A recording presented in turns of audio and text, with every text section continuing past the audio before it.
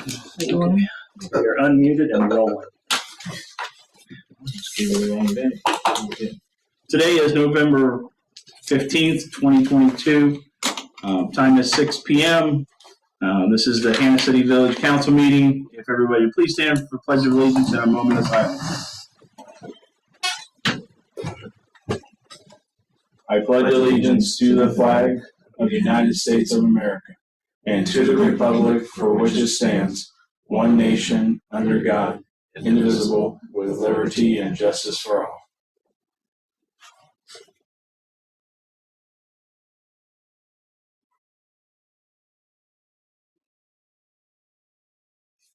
Thank you. You may be seated.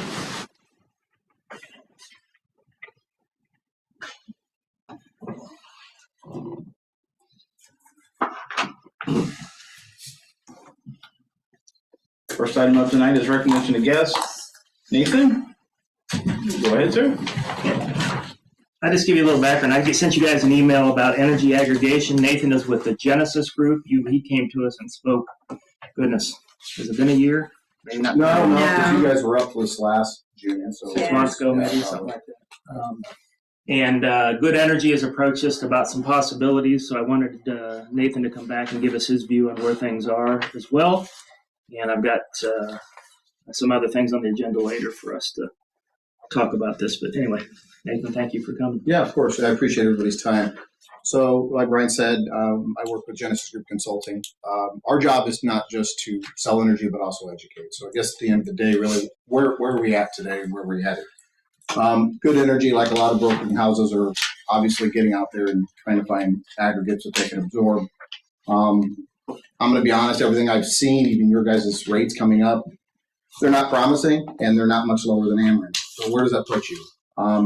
If you sign up tonight, are you lower than Ameren? Yeah, just a tad bit. It's probably saving, and I sent Brian the numbers, roughly about $90 annually on a 9,000 kilowatt hour home, right? So about $7.50 a month. And that's where we save a penny off of current. Right, if you're roughly a penny, if you're right.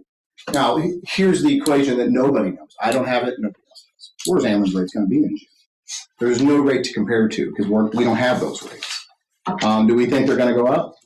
Honestly, I don't know. We don't know, but we know one thing. We know that next year there's a whole new billing cycle coming out for Ameren and the whole MISO territory. So what does that mean? Ameren now will adjust their rates 4 times a year for every single one of us. I don't care if you're a resident or you're a commercial business. Are they set times?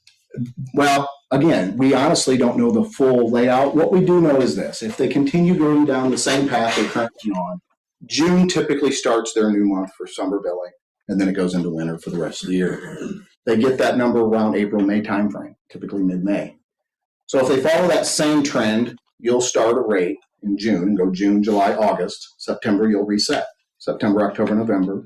December, you'll reset. December, January, February, you'll reset. So that's new. That's brand new. This just got passed through the Federal Energy Regulatory Commission at the federal level through the whole MISO. So Ameren's one utility within MISO. There's many others because it goes all the way from Canada, all the way down to the Gulf of Mexico, and it kind of cuts right through the center of the country.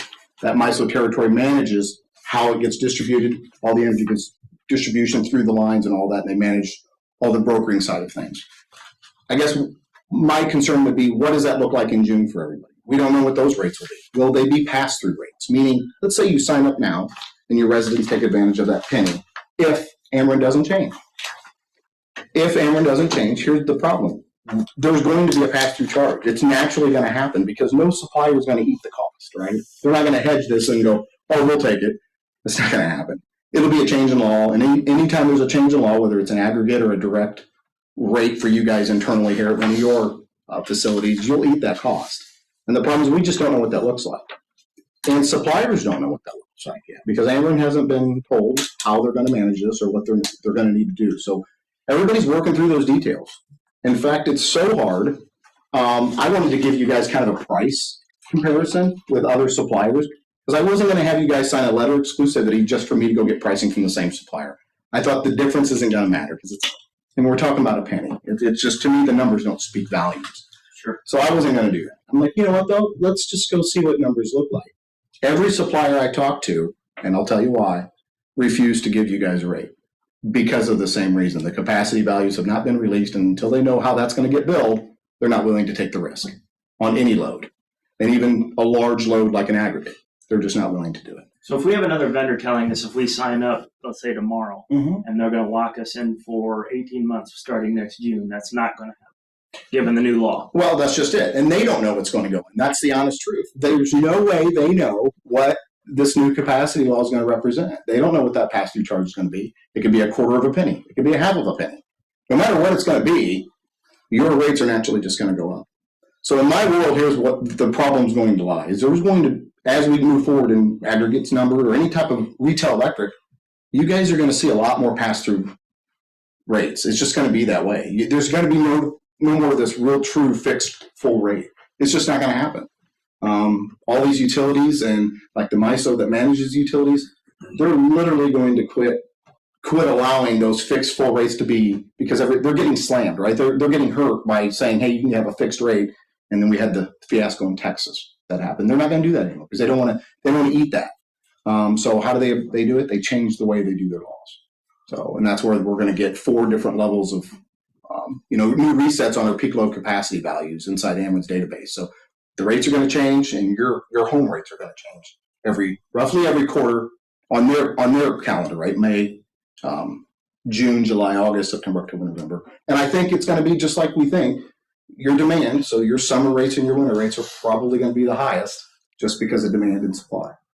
So is this going to really diminish the amount of people that are willing to do aggregation? Phenomenal question. We don't know. I would say probably, because there's no certainty, right? I mean, if you're not locking in for 18 months. Right. I'm going to be honest. Back in the day when I got into this, a lot of aggregates were a plus for a lot of villages because they can also benefit from the fact that, I hate to say this, but you guys can absorb more income, right? You can create a revenue stream from aggregations. I don't like doing it. I think there's other ways to create revenue, but that's just going to naturally go away because people are going to have to go shopping for themselves because there's going to be no benefit in it for you guys to do it because you can't lock in any direct rate.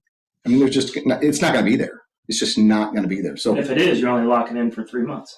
If that, because it's going to change that 4th month. So I don't see any supplier giving you a 3-month rate. Right? They're not going to do it.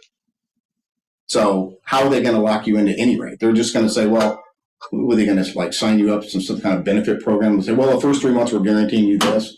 Maybe they could go down that road. I mean, they do it in if you guys have ever been to Sam's Club or all those, and they have those energy gurus in there that try to sell you a fixed rate just for the 1 month, and then you ride the index the rest of the year. But we may get in that field. I'm not going to tell you to do that. That's just silliness to me.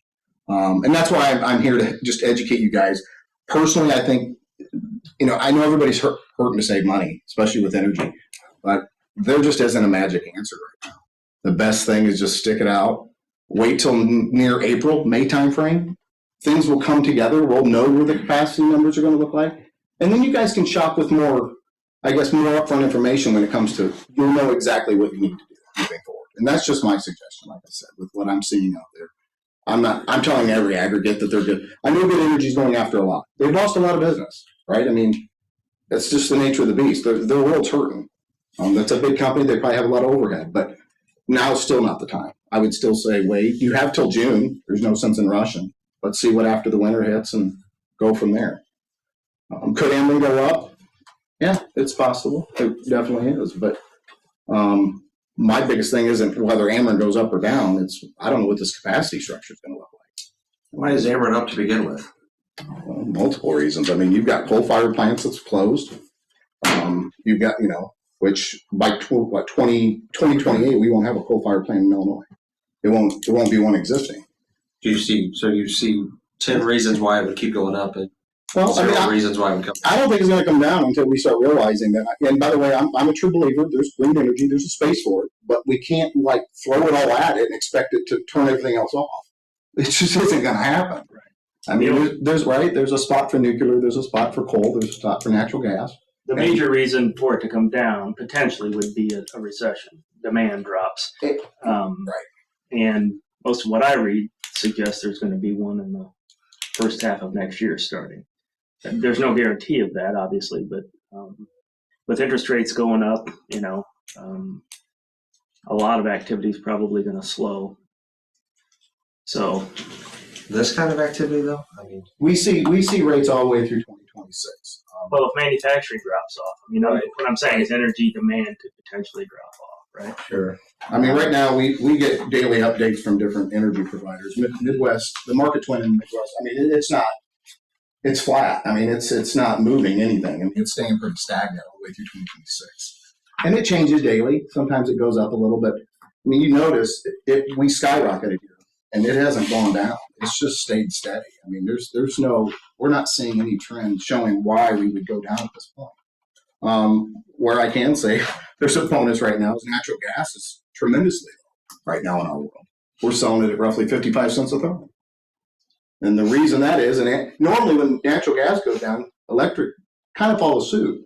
We haven't seen that, but it's because natural gas, everything we have that we had stockpiled we were selling to China. China doesn't want it anymore. So what do? We have to offset all this supply. So we just lowered our rates, domestically and then sold it extremely cheap. So that's the only reason we're seeing that downturn now. It's just because of that. But so it's I know it's hard to swallow when it comes to, residents are probably suffering a little. I get it. Our invoices are up, but I just don't think it would be wise to, throw them into something where they're really not going to save enough to amount to anything if you guys feel like, 10, 15 bucks a month is, or, roughly a good savings. And that's if, right? That's if nothing changes, if everyone stays status quo and we have no clue what capacity is going to be. So, And that's the scary that thing. $10 a month savings wouldn't start theoretically until next June. And we have no clue what Amron's rates are going to be, right? We just don't know. We will in April/May. I mean, around that time frame, we'll know. Plus, we'll know the capacity value changes, how they're going to manage that industry, that part of their industry. So when all that takes place, we'll have a better line of sight of what's going on. Then I would say, okay, now look at it. Now go out and shop. Get all your rates, right?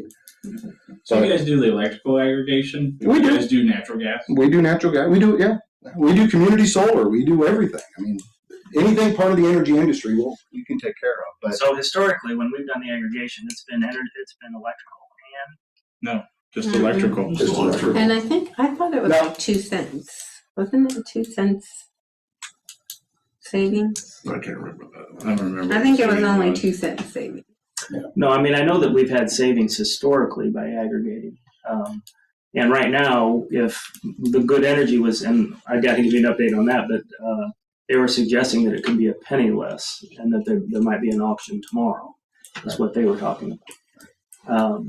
But again, what they were saying is you would lock in next June and then you'd be locked in until December of 2024. No, yeah, 18 months. 18 But months, right. if you're saying the law has changed, the laws are going to change, and they know this. They do know this. So you can bring it up. You can say, they may be like, wow, how do they know that? But it's going to change. Let's say you lock into a rate.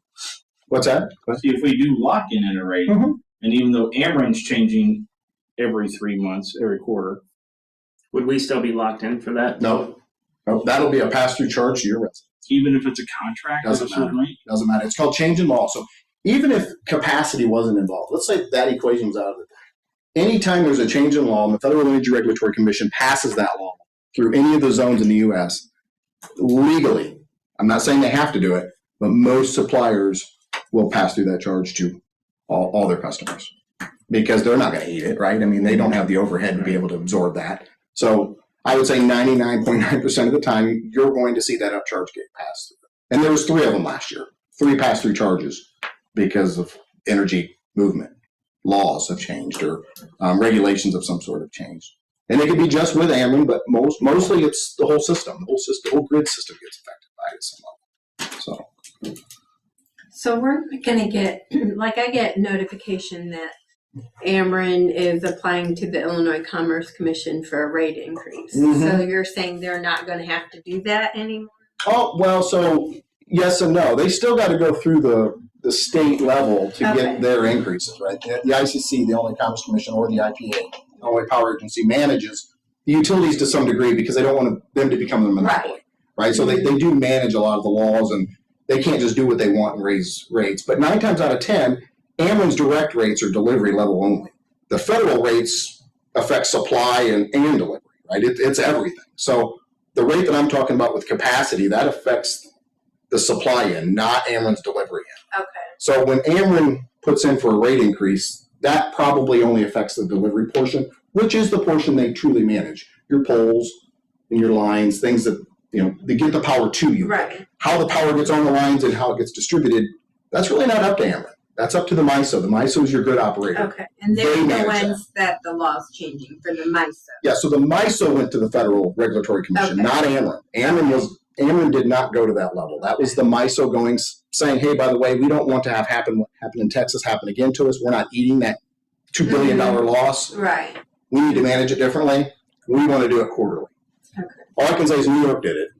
And go look at their energy rates. Are we looking at Ameren taking over their own delivery at any time? What do you mean by that? Because Instead of going through this exchange, because I know they don't produce their own energy. Right. So are they going to produce their own? I don't think so. No? I don't think they're in that world of doing that. I mean, I can tell you this: they are building right now, utility scale solar fields, Okay. which will connect to the grid. But Ameren will just manage, how that power gets on there and delivers it to you the same way they deliver all power to you. At the end of the day, all you care about is you flip that switch and the light comes on. But no, Ameren won't. They're not going to get back into distribution. Okay. That's managed outside the box. So. You mean production? Yeah, the production of energy, right? I mean, all they deliver, they manage the lines. To do distribution. Yeah, that's right. Yeah. Okay. They're just delivering the product to you. They're not managing how it flows or, turning off this line versus that line. That's the MISO that manages that. Yeah. They do all that stuff. So, but it's going to be interesting. I mean, even for us, we have no clue how this is going to look. I mean, a lot of brokers, they'll probably be out of business. I mean, if it affects, because they're not going to be able to lock in rates any length of time, right? I mean, it's just going to assuming that the pass-through happens, right? In other words, if it was passed. It's going to happen. Now it's just a matter of how it's going to get managed. I don't know if Ameren's going to, obviously they're going to affect you. Your bill's going to be affected every fourth month moving forward starting in May. But there's an assumption in that, right, that Ameren's going to pass that on, which is a fair assumption, but it's... Right. I mean, so Ameren has to pass it on. I mean, they're not going to eat it, but the question would be, will the suppliers inside the Ameren territory that manages retail electric, like an aggregation, will they decide to pass it on? Because that's up to them. I mean, it's their book of business. If they choose not to pass it on and eat it, well, then they've got to take it all. But that's, hundreds and hundreds of millions of kilowatt hours. There's just no most way. Likely what will happen is the new aggregation contracts will include some language on pass-through. That's what I'm guessing. And right now, the only reason you guys get a bid is because they probably only shopped with Homefield. I'm guessing Homefield is the only supplier, maybe Constellation, they'll get rates from. But they have to be producers. They can't just be suppliers, meaning they produce energy as well as sell it. That's the only reason they're being able to price you guys, because every other supplier I've talked to won't even quote you. Why? Because they're not producing energy, so they're not even going to attempt to do this right now because they just don't know what it's going to look like come May. So just be careful. Ask questions tonight. If you guys have to talk to your broker that you currently are, that provides you service, ask them that question. Say, how are you managing the capacity change come next year in May? Because we don't know Ameren's rates. You don't know Ameren's rates. How are you managing that equation? Part of the equation too. See what they have to say. Jeff, you're going to ask a question? The coal plant thing, obviously that's a big part of the issue. It's huge. That came from the federal level, basically, didn't it? I mean, I know it's in Illinois. Yeah. I mean, And the state went along with it, but every state's different, right? I mean, but right, we have the guy that had those views another 4 years, so we know for the next 4 years that nothing's changing that we can see. Yeah. Or not. Again, I mean, even the market's telling us it's not changing, so it's staying pretty flat. It goes up and down a little bit, but not enough to make a judgment to say it's going back up. We don't think it's going anywhere. We think we're going to pretty much be in the same boat we're in with a lot more tariffs, pass-through rates, right? have you seen in the history when there is a recession, prices coming down? Everything we've seen, yes, it's affected a little bit, but the energy market's not anymore just a local problem. It's a global problem because we trade. Look at natural gas and coal. We're selling coal more now than ever to China, but they're building coal plants over there faster than we're getting rid of ours. So I mean, just tell me what makes sense. I mean, it just doesn't make sense to me, but our country's going in a different direction right now than some other countries. So That's all political. yeah, oh, it is. That's probably about 3/4 of it. I lived there for over 3 years, and I can tell you the pollution's bad. Yeah, I was gonna say it's We used to Yeah, get blue sky twice a month, and that was only with a big rain or a big wind. yeah. Yep. There's a trade-off to it. Yeah, there's always. Undeniable that Yeah, I agree 110%. those countries that are going 100% for power, India, China, and all those things, with no regard for anything else. There's a reason 90% of the trash in the ocean comes from 2% of the rivers in the world. They're all in India and China. I agree. I couldn't agree more. I think there's a place for everything. Yeah. I think at the end of the day, it's like we're turning off all this now and we're trying to turn all this on, but what we're turning on isn't near enough for what we're turning off. So we're going to shoot ourselves in the foot is what's going to happen, and we're going to be in an energy crisis. We just got to be careful. That's the main thing. There's a whole department for that. We have an energy department. Yeah. Right. So I don't know what they do. I don't work at that level. I just communicate to folks like you on what we're seeing and what's coming down the road, so you can try to prepare yourself in your community. Thank you. So yeah, of course. If you have any questions, concerns, for him? just reach out to I've me. got. We'll revisit this later towards the end of the meeting.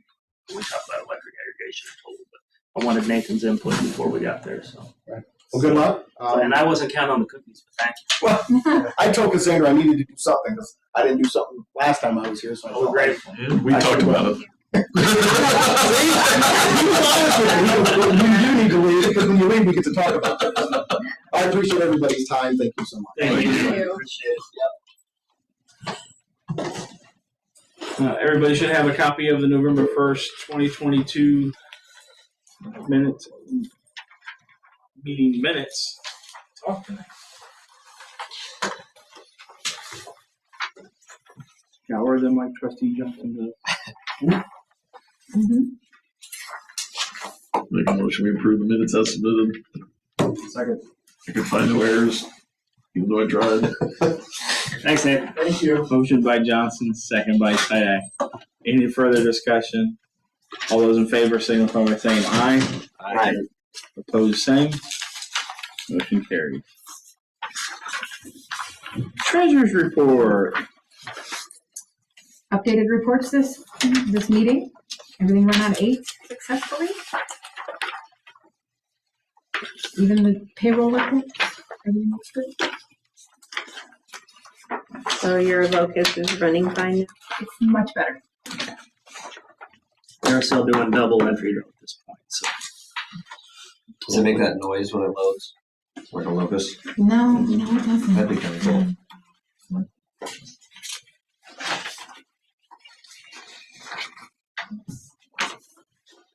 And I wasn't completely unclear, but with the new Locus 8, it is a online version. So another good thing is if it dies, computers die here, we can go online anywhere and recover. We can use any PC to do it. So. Do you have the capability to log in like you're sitting at your desk? It's just a web browser.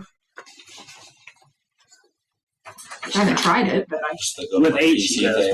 With 7. No, she doesn't do that into the office. no, I don't need to.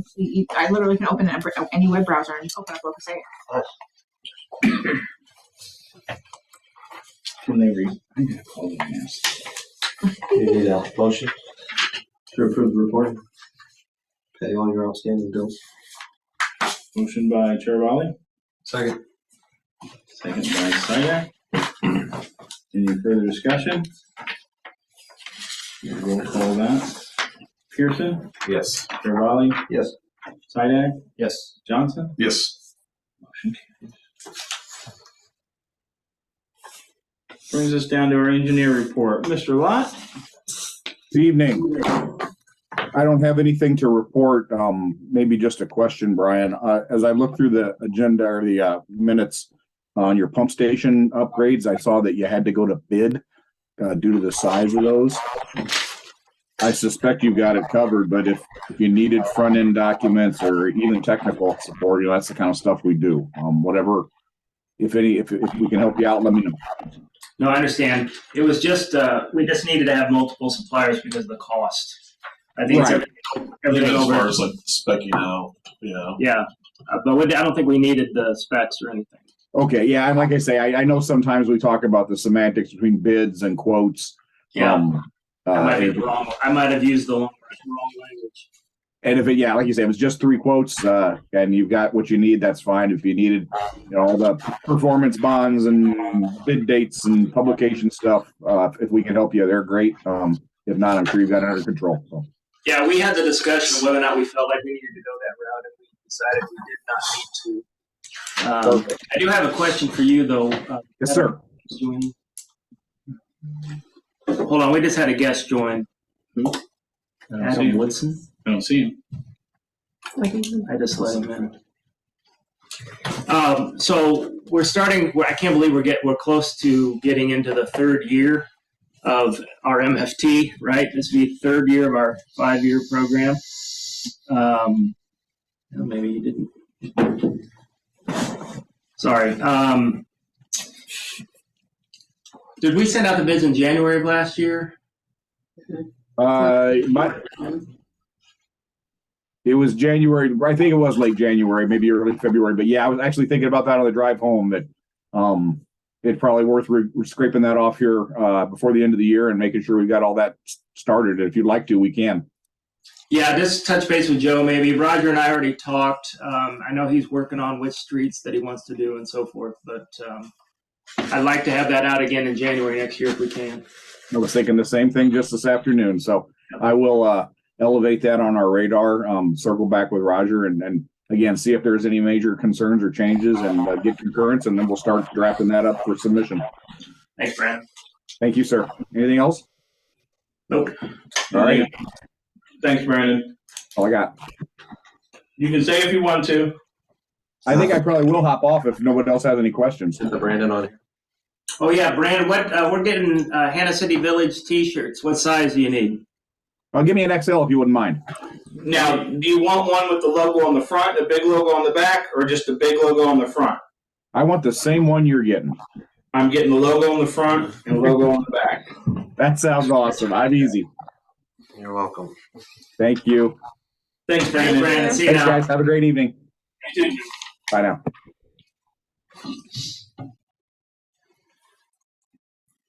That brings us down to the attorney's report. Clay? Good evening, everybody. Clay, we're having a tough time hearing you. We need more volume. More volume? Yeah, you're really quiet. All right, sorry. I just moved to a new place, and I'm getting my levels set up. Let me, can you hear me clearly? Am I coming through? I can hear you clearly, but it's like you're whispering. All right. Well, I don't have anything to report, which is the good thing. I reviewed the energy aggregation stuff for the presentation. Mr. Hendricks was very well informed, so he knew better about the specifics than I did. If you have any other questions, please ask. Otherwise, it's always a pleasure to be here with you. What size T-shirt do you want? Extra large, please. Logo on front and back or just front? Front and back. Front and back. All right. Thank you. Okay, that brings us down to the administrator's report. Okay, so basically I'm going to walk you through the financials. This is the October numbers. So this is half year through the fiscal year. So we've got 6 months in the books. If you look at the October funds, there was really nothing out of the ordinary. Follow the blue column down. We had income of $113,355, expenses of $94,489, so a positive variance of $18,866. You back out, I think we put $14,000 away to savings every month. So take that out, we had a roughly $4,000 with a positive cash flow for the month. If you look at the details on the next slide, all areas were positive, which is great news. Even water. And we're year to date even good for water. The one thing I would point out is the garbage rates. The new garbage rates went into effect. The variance there threw me a little bit, but when we went back and investigated, what we realized is we had some audit expenses and something else. There's about $1,000 worth of other expenses in there. So we looked at just what we paid for the service and what we billed for the service. It was $1,100-$1,200 difference. So we're seeing that positive impact of that rate. That's first for water. So you expect that next month for garbage then?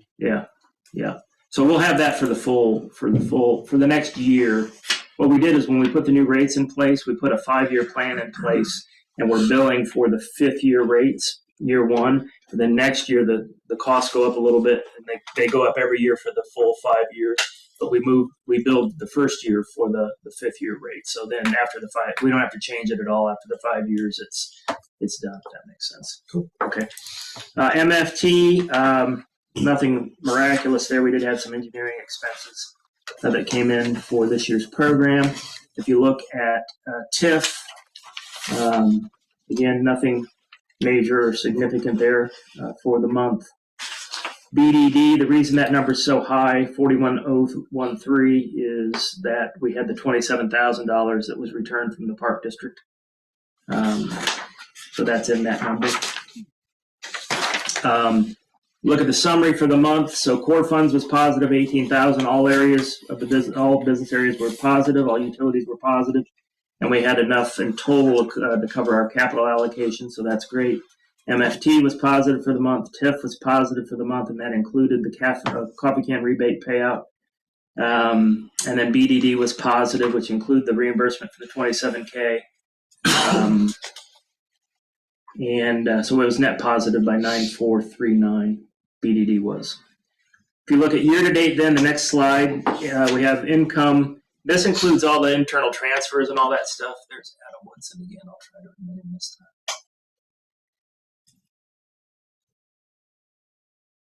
He's missing the best part too. Everybody loves the administrator. Okay. Hey, Adam, just checking. Are you there? Yeah, I'm here. Thank you. Did you have anything specific, or are you just here to listen? Here, listen, thank you. You bet. Okay, so if you follow that down, this includes all the transfers and the one-time onlys and everything, but the variance number is the key, 292,753 year-to-date. And that includes ARPA funding of 81,000, so you take that out, that's 211,753. And then if you back out the capital, so for 6 months, there's $84,000 that we just moved to savings that would come out of that number. So year-to-date, we're 127,753 positive. So through 6 months, almost $130,000 positive if you back out the ARPA money, if you back out what we made to savings. Make sense? Okay. And then the next slide then shows year-to-date core funds. Water is showing negative, but again, that's because we moved some things around, which is why I do the adjusted number later. Year-to-date core funds adjusted, just show you that so you can see what our income variance and expense variances really look like more closely for the year, because it takes out all the transfers and the one-time only things. The next slide, in the year-to-date core funds adjusted, this would show you that all of the areas are operationally positive. So water is $4,500 to the good year-to-date. So water is not covering its capital. I guess that's about the only one that's not. But in total, we've got enough to cover the capital easily. Year-to-date MFT, so we're $16,000 negative year-to-date. But we've got more income coming through the next 6 months. And then we also, every year we plan to lose some that'll be offset by the savings that we've got. Next, you've got year-to-date TIF money. So that's doing a little bit better than it has in the past. But remember that we've got the residential, 80% of the residential that we have to rebate at the end of the year. So that number will come down in terms of the positive variance. Year-to-date BDD, so we got about $96,000 to the good, and again, that includes the $27,000 we just got back from the Park District. So year-to-date summary, core funds is positive, even if it's 211,753. If you take out the 81,000 for ARPA, operationally we're positive across the board. If you take out the capital, we're still about $130,000 to the good through 6 months. MFT is negative. We talked about that. TIF is positive, and BDD is positive. And then finally, the cash summary. So in checking, we've got $854,361. Monthly variance is up, but again, that's the $27K, and the year-to-date variance is up. That's also the $27K. If you look at the savings, we're $1,074,000. Monthly variance, we're up, and year-to-date variance, we're up for the $81,000. For ARPA would be a part of that $158,000. So total $1.9 million. And again, the monthly and year-to-date variances with those items if you want to back them out. So all in all, financially still progressing along. You also can see the detail sheet of every account, the next one for cash, so you can look at that. I've highlighted anything cash flow wise that was negative for the month or year-to-date for you, but you saw the summaries on the others. So that's all I have, unless you have questions for me.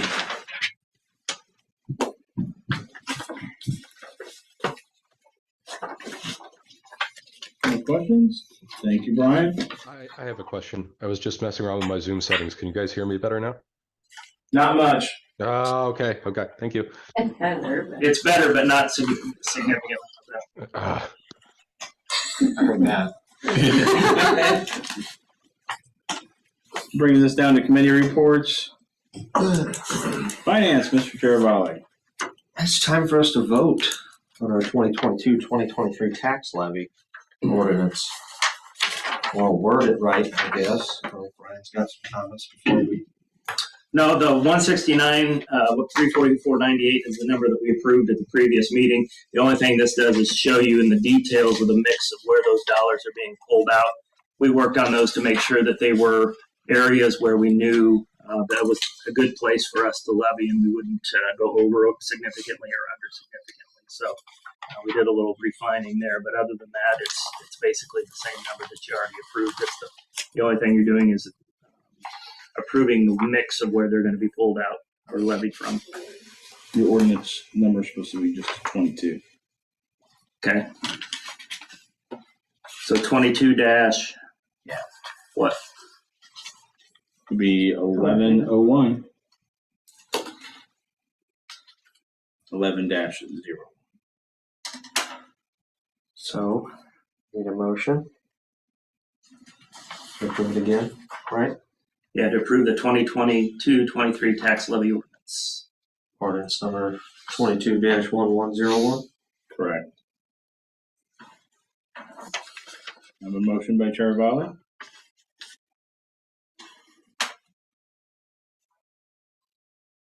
Second. Second by Pearson. Any discussion?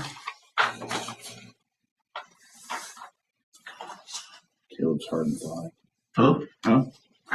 Okay. Oh, so we'll roll call it.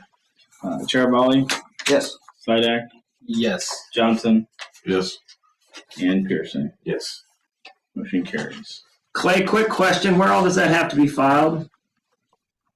Can you repeat the question, please? Where all does the tax levy ordinance have to be filed? The tax levy ordinance has to be filed with the recorder's office. Okay, so we need to sign it. I guess you guys need to sign it. Yeah, we need the cover sheet changed.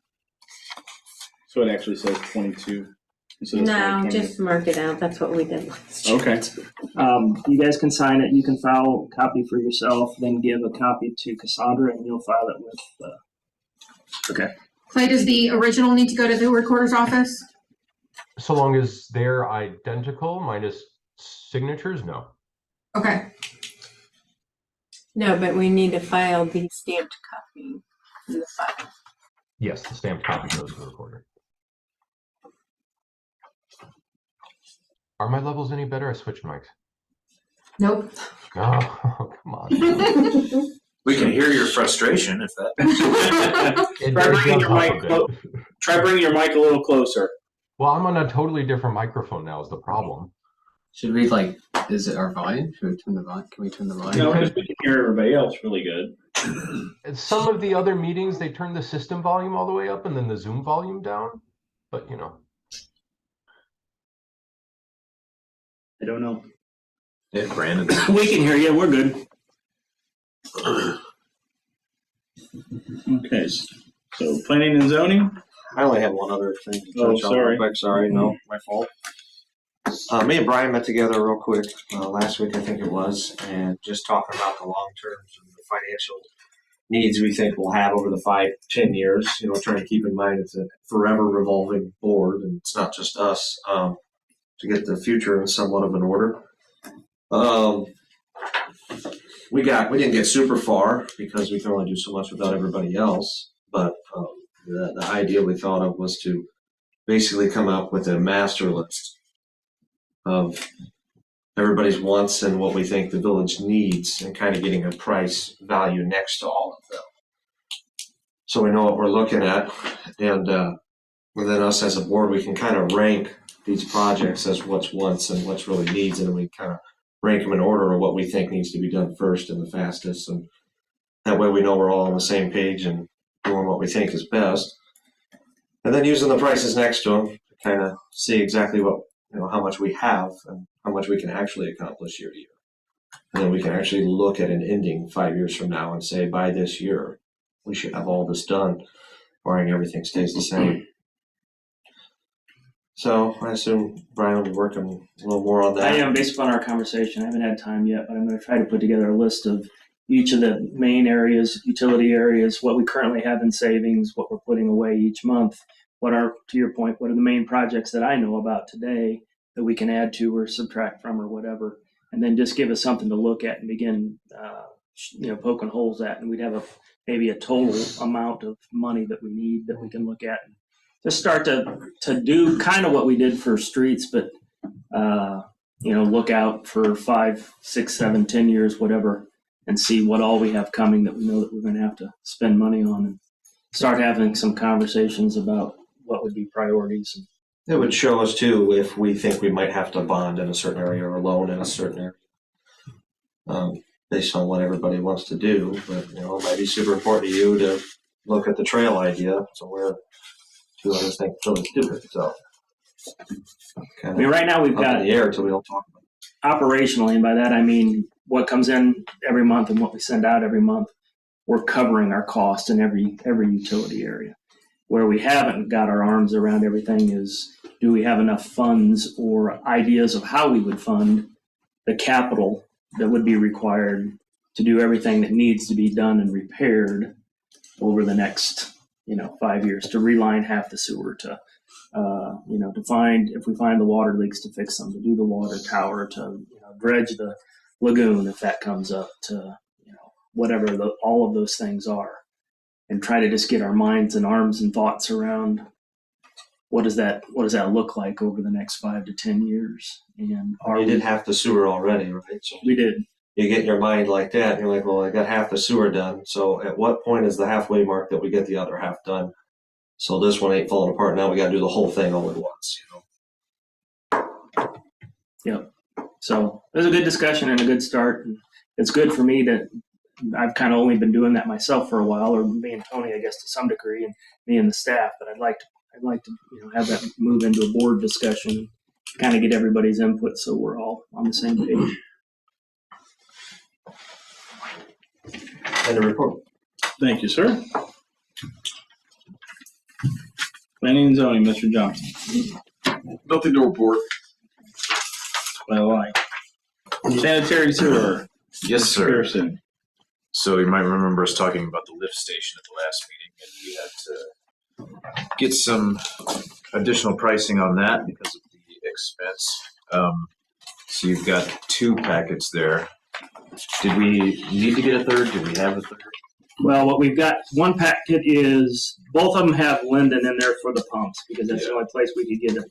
And then you've got competing quotes for the plumbing and the electrical, so that would be the 2. So both packets include Linden for the parts, and then 2 separate vendors. And if I'm reading this right, they came out to the exact same amount. Did they really? I didn't. $39,750. Well, that's Lyndon's number. Yeah, That's just for the product. Yeah. So That's a set number. Who submitted these? Oh, those are both Linden. Yeah. Okay. Mhm. What do you mean?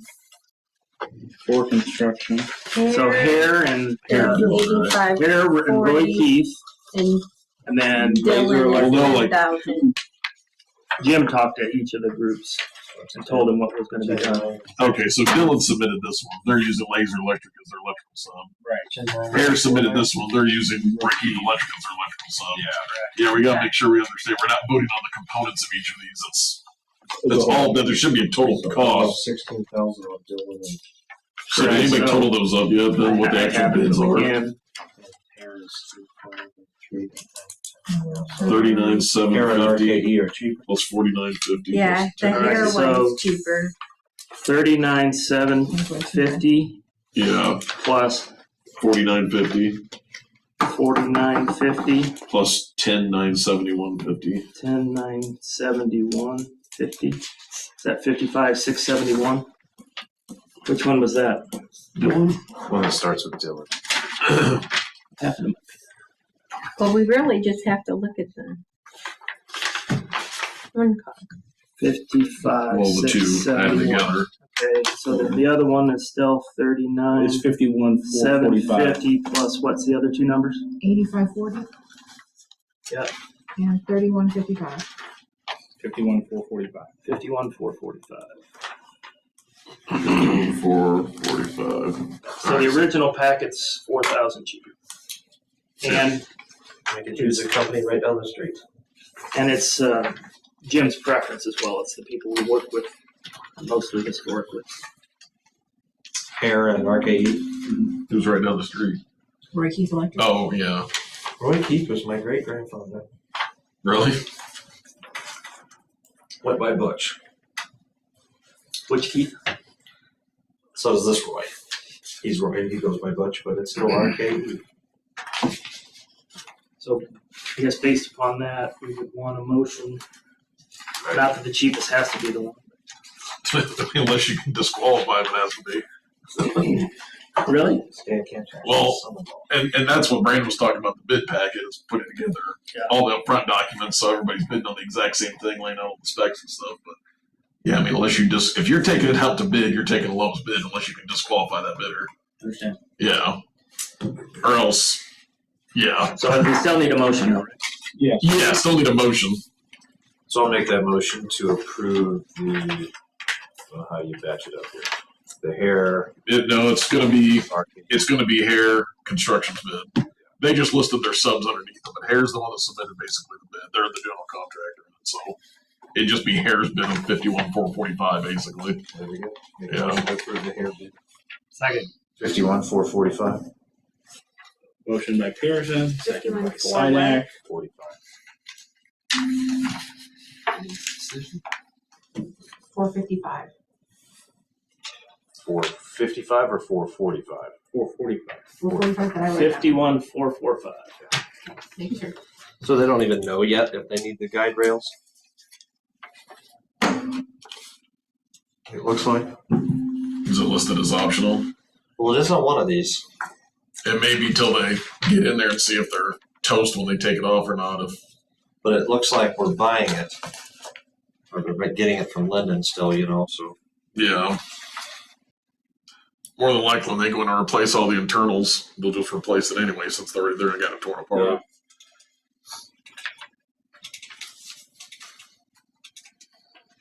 Motion by Pearson, second by Sidak. Any further discussion? Just a reminder, that's ARPA money. That's what I was just going to say. Okay.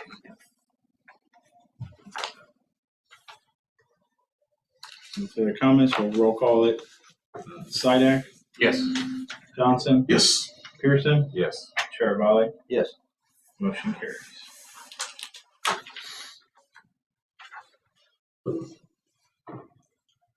Anything else under sanitary sewer? No, sir. Or Mr. Pearson? Yes, sir. Got some October numbers for you. Yeah, hang on. Water?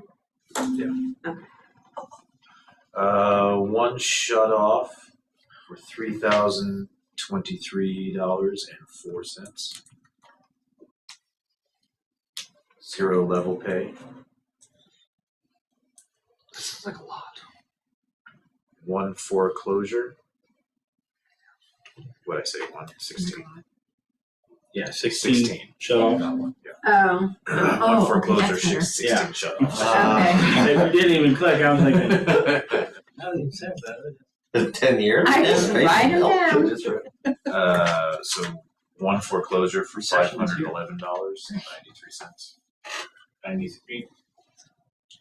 Approximate gallons sold, 2,252,821. I messed it up.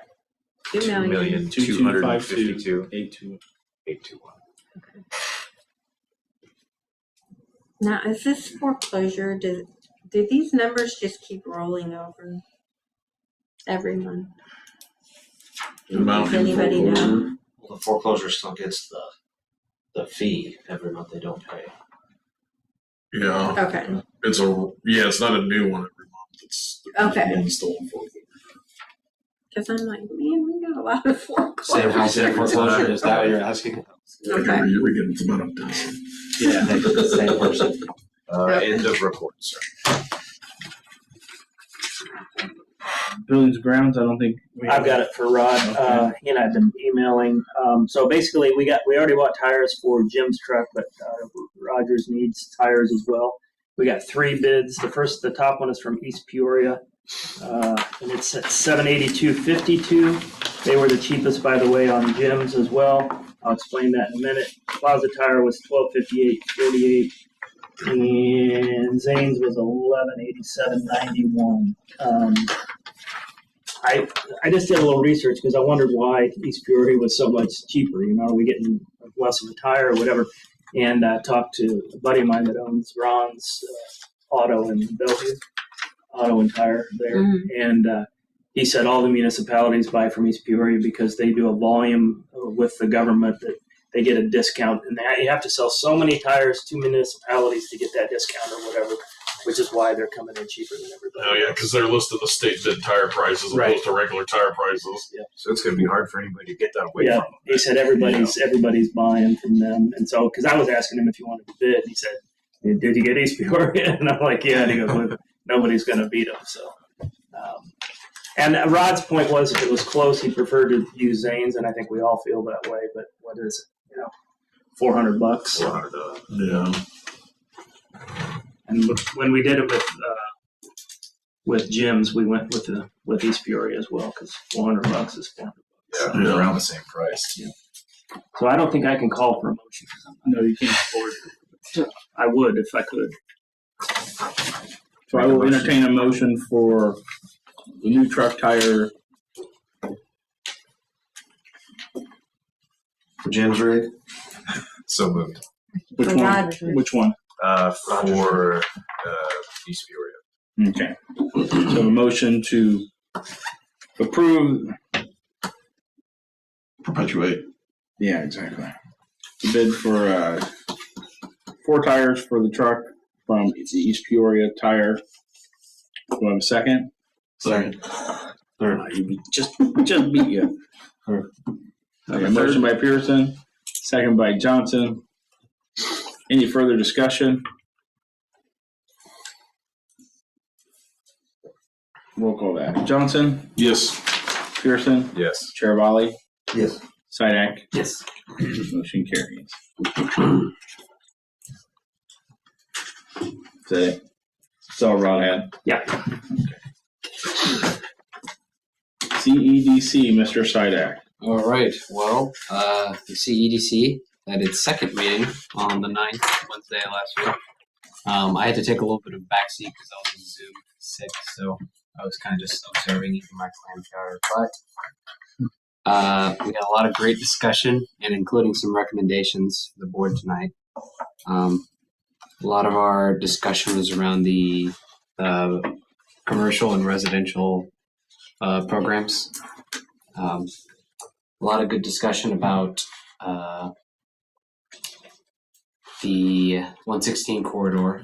CEDC also agrees that it is of chief importance. So when we are talking about upgrading lights, they recommend that we pay special attention to not just the efficiency of the lights along the 116 corridor, but also the cosmetic appeal.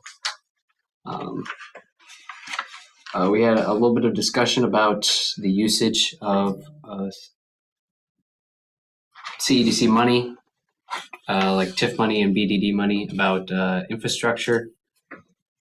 I don't really think there was like a resolution achieved about that. We just had a discussion. I think the general consensus was if they don't have a problem if we use it for infrastructure, but their preference would be that it would be used for visible infrastructure. So in other words, if the purpose of an economic development dollars is to improve or enhance what the village looks like. So their point was, if you did curb and guttering along somewhere, that would be, from their opinion, better than relining a sewer because you don't see the sewer being relined. You're gonna see if you don't do Agree it. to disagree, but Yeah. Well, I mean, at the end of the day, remember the CEDC is an advisory group. All they do is say, "This is what we think. These are our thoughts, and this is our advice." At the end of the day, how dollars are allocated are this group's responsibility. So, By everybody in their toilet. Yeah. See a little bit of sewer. they were okay with. They were okay with looking at and getting prices for the signs on each end of the road. They were okay with looking into lighting. They like the idea of decorative lighting more than just lighting for the sake of lighting. Those were kind of the things. But their focus was, and perhaps rightly so, they're the Community and Economic Development Council, so they're trying to look at it through the focus of how do we make this a place where more people want to live, work, do business, those types of things. with their, I mean, I agree with the corridor there with that lighting there. Like, I wouldn't want to break the bank just to get something pretty, but as opposed to just the old commercial street light hanging off the pole, I think it'd be worth it to look for something that maybe makes it feel like you're driving through a town. You know, more is going through that corridor. That I agree with. But like you just said, they're the Economic Development Council. So economic development, I mean, you can't see a water main, but our biggest limiting factor to development on the edge of town is whether it be residential, commercial, is water main capacity. Sure. You know, if you ask Brandon that, sewer capacity we actually have in we have a room to expand. It's water capacity at the edge of town. You get to 2-inch mains. If somebody wanted to add 10 houses in certain spots around town, you couldn't do it. There's not the water there. Yep. You can't just go to the edge of town and add a 6-inch main. And it's got to start at the tower and be built out to it. So, wherever it's reduced down to. And I think it doesn't matter. You have to increase it all the way back. You can't take a 4-inch main coming out of town and add a 6 on it and act like you're getting more water. No. I'm just saying, depending on the. Which is why I kind of always tend towards, why don't we do that water tower? Because then you can start spidering out from it and fixing water infrastructure as you go. You start replacing mains out from it and spread through town and get on a program. Number one, eventually you're going to find your leak by the process of elimination. And number two, everybody's pressure is going to go up, which will be good and bad. People in these older houses will realize how deficient some of their plumbing is because new leaks will show up, but it's part of the deal. And you can slowly increase that pressure as it goes, but, you know. To me, this goes back to the comment that Jeff made, is I think what would be helpful, because it would also be good to reline the sewers, and it would also be, I mean, there's lots of stuff, and I just want to get it all in one big picture so we can look at it and have some conversations of where our priorities are, and because I've got my own thoughts, but that doesn't make them right. I mean, it's but the economic development part of it is some of the unseen infrastructure things. I think if you explain that to them, I think they would see it and get it. At this point, again, they're brand new, they're fresh, they're thinking Zach's job, making things pretty. Yeah. What does a prettier light look like? I guess I'm confused. Well, Farmington's got the kind of the black, looks like street lights, kind of hang over the road a little bit more or something. No, they're just. Right, it's like a black lamp. Oh, like a black bulb. Yeah. Yeah, it's more of a decorative pole than the decorative lamp. I just wondered how you make. I was like, because I mean, light decorative. When you come through Hennessy, you kind of get light patch, dark stretch of highway, light patch. You know, right. That corridor being more lit up. I'm sure there's 100 different options there you could look at. Yeah, exactly. That would be, you know, more decorative on the bowl, or like the housing for the bowl rather than just a. And I bet there's an option that hangs off the Ameren pole that's made, spruced up too. I mean, I'm sure once we open that Pandora's box, there's a million options out there. Yeah. It's all black. All volunteer to do the first Yeah. Paint the poles black. Exactly. There you go. $1,000 in spray paint every year. We're good to go. Well, that'd be fun. We'll preserve the poles. So this got away from you, Zach. Go ahead. That's all right. That's all right. Good discussion. Brian also. We discussed Brian's BDD, TIF, and Hennessy City Park District plans. I think they're great plans. The CEDC thinks so as well. One thing I will say is they, without being prodded, they made the same comment that the board made, which is the current building should be the number one priority, and then the park the second. And I've given that feedback from the CEDC to Megan at the Park District, and so I think they're going to look at it in kind of a multi-generational way. When Tony left, that was pretty much our big thing back to her was park's a great idea, but priorities 1, 2, and 3 are the building. And Right, and despite I feel like we kind of just like threw them into it, because I sort of, when we were putting things together, I just emailed all of the taxing bodies and I pretty much said, hey, you need to send somebody for this. Everyone's doing a really great job. They ask a lot of great questions. We get good discussion, like the fact that we have 2 different commercial program proposals for you. One is the CEDC's recommendation, and one is just the one we saw last meeting, because Dr. Chatterton raised a good point about, I believe it's parking lots and like roadside signs, that asphalt work and parking lot work is a big concern for businesses here in the village. However, that can get extremely pricey. And so the CEDC recommended a new program that sort of omits those, keeping it purely to like facade and cosmetic work, projects. so the CDC's recommendation omits signage and paving? Correct. They have 2. One is the residential program, and I adjusted it based upon the feedback you gave me here last time. I know. I just want to do the residential one, which was 5,000, right? And then there's 2 commercial ones. One is facade only. You'll see that on the front. So that's basically anything that would be the front or exterior of the building. So that could, like for the hog trough, that it could include signage because they have signage on their building. It's part of the facade, right? Yeah. But in terms of putting an electric sign or some sort of sign out front, that would be excluded in that. And also in the facade program, there would be nothing for parking or repaving or doing any of that kind of stuff. And that is specifically what they're doing in Farmington, is a facade only program. The second one, and that's what they recommend. But Farmington also had a big grant that they did. I understand a different grant that they got, that they also helped businesses with paving and stuff like that. So their recommendation was the facade only. But we also thought it was important to put in front of the board the other program, which would include all the facade stuff, but would also include signage.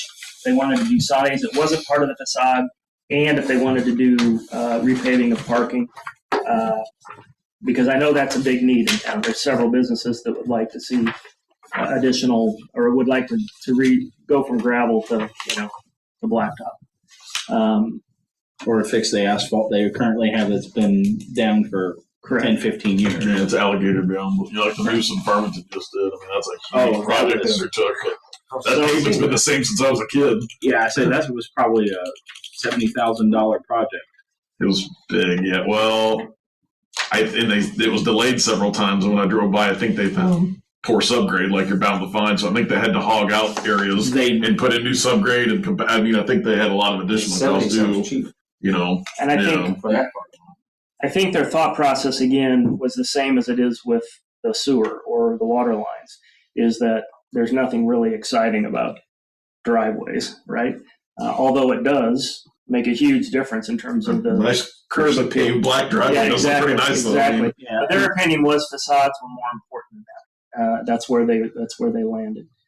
So we've got both programs here, and you all can put forward whatever one you want. In terms of timing, this is what we're thinking: is if you all approve the 2 programs tonight, then most likely what we'll do is some sort of communication between now and roughly February 1st, where we communicate to the village, might even have a meeting where people can come in and understand, and then we put the applications out at the beginning of February. And that would give them 2 months to complete the applications, February and March, and then they'd submit them by the end of March. And then April, we could review them and make decisions on which ones that we wanted to move forward. And then May 1 is the beginning of the new fiscal year. And so then the dollars could be released for fiscal year 2023-24. How much control do we have? Like the paving thing, if somebody wants to pave a parking lot on, I guess quality of work. So my worry would be somebody has the $75,000 available or not 75, but we're going to compensate plus their part of it there. Yeah, it would be, let's say we go up to 50 or 75%. Yeah. Let's say they spent 20 grand, we would spend 15 of that. Yeah. Yeah. So my understanding is they have to submit, there's a whole process with the application. They have to submit their vendors and all that kind of stuff, and that all gets reviewed by the CEDC. And you guys, the CEDC would make recommendations moving forward. We did choose not to do first come, first serve, but greatest impact. Yeah. And we would pick out 5 projects that we wanted to do. They go do the work, and then we have the opportunity to inspect it on the back end, and then we cut them a check. They have to pay for it up front. Yeah. We're reimbursing them afterwards, and we're satisfied with the work. Like the paving, like obviously like the Moose there, I'm guessing by the Facebook post and what I saw is they found areas that had, what we call like a pus pocket or something, like a real poor, like a muddy area of subgrade that wasn't compacted. That if you pave it, it's just going to wall her out again immediately. Obviously, that's going to come up mid-project. What I would hate is somebody being like, well, that's all I got approved for, pave over it, and then it goes to pot in a few months. Is there some way we have to protect against that? Not saying they would want to intentionally do it, but maybe like, hey, that's all the money I got, pave over it, and I'll hope for the best, where it's like, no, fix that. If they're not at their maximum amount, is there a way that it could be? That's a question I need to probably ask the folks in Farmington and see what their thoughts are. Well, they don't do paving, though, so I don't know if they're going to have a question and answer for that. Well, I think they have since moved into doing something. Oh, did they? Well, I guess the same thing can happen with the facade. I mean, you can tear the front of the building off, all of a sudden find out that you have water damage you didn't know was underneath there, and all of a sudden it's like, well, shoot, I thought I was on the hook for 10 grand, now I'm on the hook for 15. I wish I could go back for 75% of that extra 5. I don't know. That's what I mean, how does this get handled? I guess when they started, they're just hoping that they have done enough research to know what their costs are going to be, or. Well, I mean, Pretty much that they're cost would paying. increase, so they should be able to modify their application at that time. So But if you max out the You program, can't do that. Then they're done. then they're done. I know, but I'm saying, let's say I say, well, I'm going to do a parking lot. It's going to cost me $10,000 and signage and some siding. It's going to be. But if we've maxed out the program, then there's nothing to come back where you can't modify your application. There's no money left Right. that year. That's what I'm. But aren't we? But if we're only doing 5, Yep.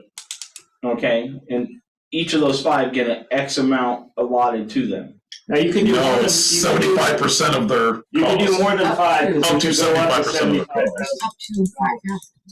Yeah. If we did all 5 projects for 20,000, we'd only do 5. And that's what we're doing. Well, somebody might submit a project for 10,000. We do up to 75% of that. So you could do 2 of those versus one that's 20. You follow what I'm saying? Right. So you could have 6 projects, 2 that are 10 grand and 4 that are 20 grand.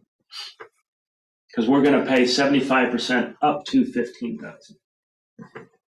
Per person, not to exceed how much? 75,000. No, 75%. The total program is $75,000 that's allocated from the BDD for the Yeah. year, right? And then as far as the projects go, somebody might come in with a $10,000 project, and of that we would only pay $7,500, right? Right. Or if somebody might come in with a 20,000 project, we're going to pay 15,000. Makes sense. But the total can't exceed the 75. 75% of that. So the least amount of projects you'll have to max it out is 5. 5 times 15,000. 5 $20,000 projects that we pay Go to the 15 of max. for your 75. Sure. But you could have 20 projects funded if They're 20 all people small. brought forward $1,000 jobs, and you may have, and we only pay $750 a project, then you could fund an infinite amount of projects. But we're in the commercial one. On the commercial one, yeah. I'm just curious how that would be handled if somebody did do a project, like, hey, we're going to do a whole new parking lot, or if somebody has a gravel lot and they want to pave it, then they find something along the way, or they rip the pavement off and find something. I mean, To make sure our money's not going towards something that's not it's going to not last. it's not a ton of projects. So, No. like for the paving, what I would do probably is I would just ask Roger to be involved. He knows a bunch of that Exactly. stuff, and so he could just be there to make sure that they're making For their own Right. benefit, too. My idea would be to leave some money off of that 75 and have a contingency. So An extra 1,000 they can grab if something else occurs. Just in turn to review the numbers with you, we've got. Well, you're saying on that specific project. Right. I would Okay. say if you're going to do 5 projects, then we're only allocating 70,000. Yeah, he's we saying know we don't- have $5 grand in reserve. Yeah. Don't max it out. Leave a contingency amount of that 75,000 back. Understand. You know, if we have that issue where If people it want doesn't get max used, out. we don't need to, then it just rolls into the, the following. Or can we approve? Do they all need to be approved at once? Could we say, well, we love these 3, we like these 2, we're going to green light these 3, Yeah. and make sure they're. And then if the money's still available, okay, then we're going to take 4, and then we're going to take 5. Absolutely. We got all year to do it, so. True. So we could do that even too. Just stair step them out. Let a few finish, so you're not authorizing the maximum where there's no wiggle room there. You know. We got all year to do it, but you really got 6 months in Illinois to. Yeah, exactly. I think it's built into the contract. If they get awarded the thing, they have 180 days to do the project. So. Okay. To complete it or start it? I think to complete it. Okay. I'd have to reread That'd it. be good. Yeah. Yeah. You have to realize though that these people are gonna have to have the money up front. Well, they're gonna have to realize that. Yeah. Well, right. Yeah. I'm just saying, I don't think that we would need to come back and get more money because they're No, if they ran into paying the No, if they just if ran they ran into something unexpected that's during it, on if they're not maxed out on the, there. if they're not maxed out And though, his fear is they'll take shortcuts, and then we're not going to get Yeah. a reward from our. like I don't want somebody being like, well, I had money left I could have applied for, but I didn't, and now I ran into this cost. If there's money that they didn't come after of their $15,000, if they only took $7,000, then and they run across that problem in the parking lot, well, let's fix it right and make it last longer. We have the money allocated. Why just tell them, sorry, Yeah. if the money's there and it's allocated, let's do it right and use the money for what it's supposed to be for. Fix the problem permanently so the parking lot lasts 15 years instead of 3. That's why I said, we do project 1, it would be allocated the $15,000. If they Maybe, they use it all or not. Well, you can only allocate up to 75% of their cost. You can't approve up to $15,000. No, I know, but I'm just saying you would allocate to their 75%, whatever it is. Yeah. You still have $15,000 you have set for that one project. You No. just have it. No, listen. You just have it in this bucket, even though they're only going to get. They're only applying for That's the same $1,000. thing he's saying. He's just breaking it down by project. Yeah. Okay, so that way, if they find out halfway through the project, hey, Yeah. I got to spend another $5,000. Yeah. Then they could come back for 4 of that or whatever the 75% of that That's is. what I'm yeah. saying. Yeah, exactly. Yeah. Base it on the amount they go for, make it contingent. I mean, if somebody applies for 2, you probably don't need to hold 15 in reserve. Right. You could keep 2 in contingent, Yeah. One at a time. Yeah. Yeah. So, and these ordinance numbers, shouldn't they be 22? They should. Okay. So, the first decision that the village has to, or the board needs to decide, is if you want to do the just the commercial facade renovation program, or if you want to do the commercial renovation grant program that includes the parking lots, signage, facades. Zach, can you refresh us? You're saying they, Dr. somebody. Dr. Sheridan, the representative from Farmington. Okay. Superintendent. The superintendent of Farmington. Yes. Their suggestion was to do the facade only. Yes. They get rid of external signs and. Correct, because Parking his lots. rationale is because of how costly parking lots can get. The money would be better spent because this is meant to They'll actually complete a project compared to paying for 25% of it. right. And Well, I think his perception was. I'm sorry. I think part of his perception is that that doing the front of the building is going to be. More beneficial. Everybody along here is going to want to do a parking lot, so you could use year 1. You could do nothing but parking lots potentially, right? And it didn't really get any prettier in terms of the facades of the buildings and that kind of stuff. You just that was my perception. yeah, a parking lot or doing just facade would improve the curb appeal of a business. And the focus is the 116 corridor, because the strategy is to get people to stop as they're coming through town and go to businesses. So they want the actual business itself to look better than just a nice parking lot. We did open the program is written where anybody within the BDD district is eligible for the money, but they were clear that they wanted to focus on. They would give higher priority to the 116 corridor, most likely, as having greater bang for the buck. That was kind of their assumption. But I think his concern was, if we did 5 parking lot projects, your money's gone, and what did you really accomplish in terms of making the town look that much better? And you can argue with that logic, but I think that's kind of where it was coming from. And then we revisit this every year. So if next We year can. we wanted to say parking lots are now an option. And so the board went with him, right? Their recommendation was let's do just facades. Correct. Yes. But it's also not just that for us, right? It's not just making the building look better, it's helping the community, right? Right. I mean, if that's their biggest problem, I guess I don't know personally what their biggest problems are. I don't know. Seems like parking lots can be a lot more important than some vinyl siding, but I think Or maybe, you know. I don't know. I think there would be high demand. I mean, if you look at Honegger's, I think they're on gravel. KP Wings is on gravel. But here's one thing to look at. You look at where refuel is. If he would have just decided to keep the old asphalt that was there, you know, and do all the work that he did to the building, it wouldn't look as nice as it does now since he redid all the asphalt too. Yeah. I mean, because it looks like a much better. Fresh parking lot's Yeah. awesome, especially. Yeah. It is, but I agree. It's a good point. We have 5 parking lots this year of our whole project. But the Everything's thing gonna is, look the same. thing is driving the 60. BDD lasts for 21 years. Yeah. We don't have that many businesses. In my opinion, and I could be wrong, but unless we grow tremendously, 3-4 years from now, are we going to still need to be putting $15,000 into? Yeah, I was going to say every available project everybody wants to do. Like you said, in 4 years, maybe everybody in town, every business That's in town can have a 20 new facade, projects. a new parking lot. You know, I don't know. Maybe. Yeah. you're saying, do we need to really limit it to that?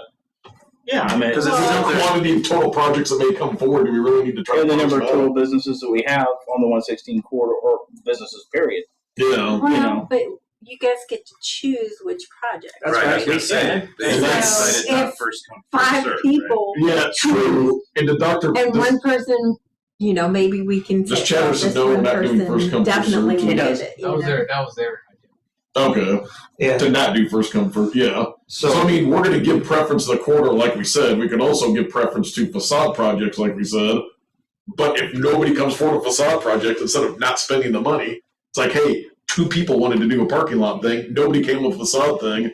Right. Would we rather not spend it or spend it on what people have wanted to put the effort into doing? It kind of goes back to the discussion we had on, do you want to limit it only to the 116 corridor, or do we want to open it up to everybody? Yeah. Why limit it? Because you can still choose the Yeah. ones that you want anyway. So. Yeah, I mean, I guess, I go back to that same rationale. Like, let's just open it to everything, knowing that we'll give preference to the 116 corridor and give preference to facade stuff, you know.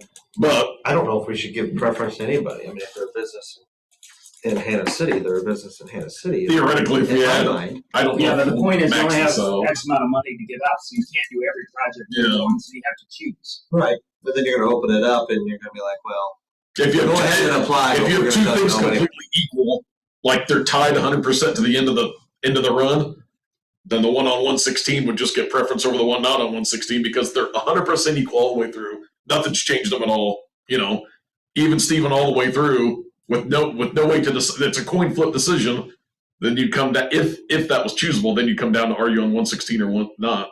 The question could be, Jeff, You know. if you have a limited funds, how do you decide? Yeah, that just gives you, if we set that precedent now, nobody has to say you're playing favorites. We've said we're going to prefer 116 to start with this first year, and we're going to prefer bigger visual improvements like redoing your facade and stuff. And that people know up front, hey, if it came down to it, it wasn't because you are who you are or anything else. Apply again next year because that's just how we decided to settle tiebreakers. Right. And everybody knows going in what the precedent is. So I just feel like we open ourselves up to that a little bit, though. We do. I mean, of people judging us based. I mean, we're going to decide who we want because I'm friends with Julie and I eat breakfast every You're not. Sunday. You're going to decide who you want based on those precedents that we've set. Okay, That's but why you're saying. that- That's why you're saying those. It's not just you deciding though. It's Yeah, Oh, I'm aware. all of the them. CDC Yeah. board and us. If Yeah. we say up front we're going to give preference to those, then you don't have to worry about people saying like, "Hey, everybody knew up front. If we get a maxed out program, this is what's going to help parse it down for us instead of just random chatter about what we should do or who's better than who. This is what we're going to help to use to siphon it down to those projects we're going to focus on." Yeah. And like Brian said, there's not that many businesses in town total. I think everybody's going to get a bite of this, maybe multiple bites of it in the next 3 to 4 years. You know, You gotta take all the businesses in town and then take the ones that want to spend the money and take the time to fill this out and do other paperwork, you know? 21. So you got 21 years. Exactly. So at the end of the day, on this this program, we'd spend $1.5 million over the next 21 years on local businesses. You're saying we're gonna have 75,000 every year? Yes. Yeah. I'm guessing. Well, right now we've got 168 grand a year. If we do these two programs, we're only allocating 100 of that 168. That's all that's been allocated. So we still have $68,000 annually in BDD that's unallocated. And rollover money. Right. Yep. And the rollover money. Yep. And we've got $133,000 in the account right now, which we're talking about maybe doing the facade or the signs on each end, or maybe doing street lighting with some of that or whatever. Okay. Yeah. Farmington does first come, first serve. And what I'm understanding with them, especially on the residential program, is not everybody is well educated. And so they're getting a lot of repeat people who are, you know. Oh, seriously? Just keep handing them in to do more coming stuff. in the next year and the next year. They're not telling their neighbors. Yeah. And it's so for me, you got it because you have limited resources. You have to choose some way to do it. And for me, because the intent is to improve the town, that ought to be the criteria. Now, the other thing we can do is we can put into the criteria that if you've already got money from economic development, that might be one of the criterias for consideration as well. First time flyer, we get preference over you. All things being equal. All things being equal, if you got money in a previous year, then you're probably less likely to get it in the second year. But if you got a couple people, nobody keeps supplying year after year, they can keep coming back and getting. Well, that's 15, the other thing 15, is you don't have to 15. allocate the money just to allocate the money either. I mean, if it's not doing what we want it to do. And there's no minimum. It says we can spend up to 75,000. There's no minimum that has to be spent either. So you don't have to approve a project if you have a real bad feeling about it, or you don't think it's well put together, or, you know. And we don't think we should up the residential. We did to 5. We did. took it from 25 to 5. 5 being the fifth or the 75%. Yeah. I don't know what $5,000 is 75% of what. 7,500. Yeah. I mean, like I said, my fence quote was over 6,000. Yeah. So that number in there, you know, I don't know. I just want to make So sure. are we opening this up to May have to fence two sides, then or come is the it third the next We have one. two corridor programs. one? Right. I mean, if we No, it's approve No, this, the we're limiting. residential side. yeah. The residential is everybody within the TIF Or district. can we Both are. edit an ordinance the following year? You know, you could change it the following year if So you only said had, your fence you know. was $6,000. I would say 6,500 for wood. Oh, so what's 75% of 6,500? That's a 48.75. So you could have got it. You wouldn't have even maxed out you could have gotten, because 75% is only for, so you felt $200 shy of getting your maximum $5,000 off your fence. So 1,600 to do it by myself. Of course, you're not eligible. I'm not eligible. That's the next thing. Okay, I guess the ordinance is right. We vote on them and we lock them in. Next year we can. yeah, You can always do change them. ordinance. Absolutely. that's a pretty healthy. I mean, 60, whatever, 65. So it's going to be somewhere between 6,500 and 7,000 for the 5,000. So Yeah. 6,750 or something. I would say the average size house is $30,000.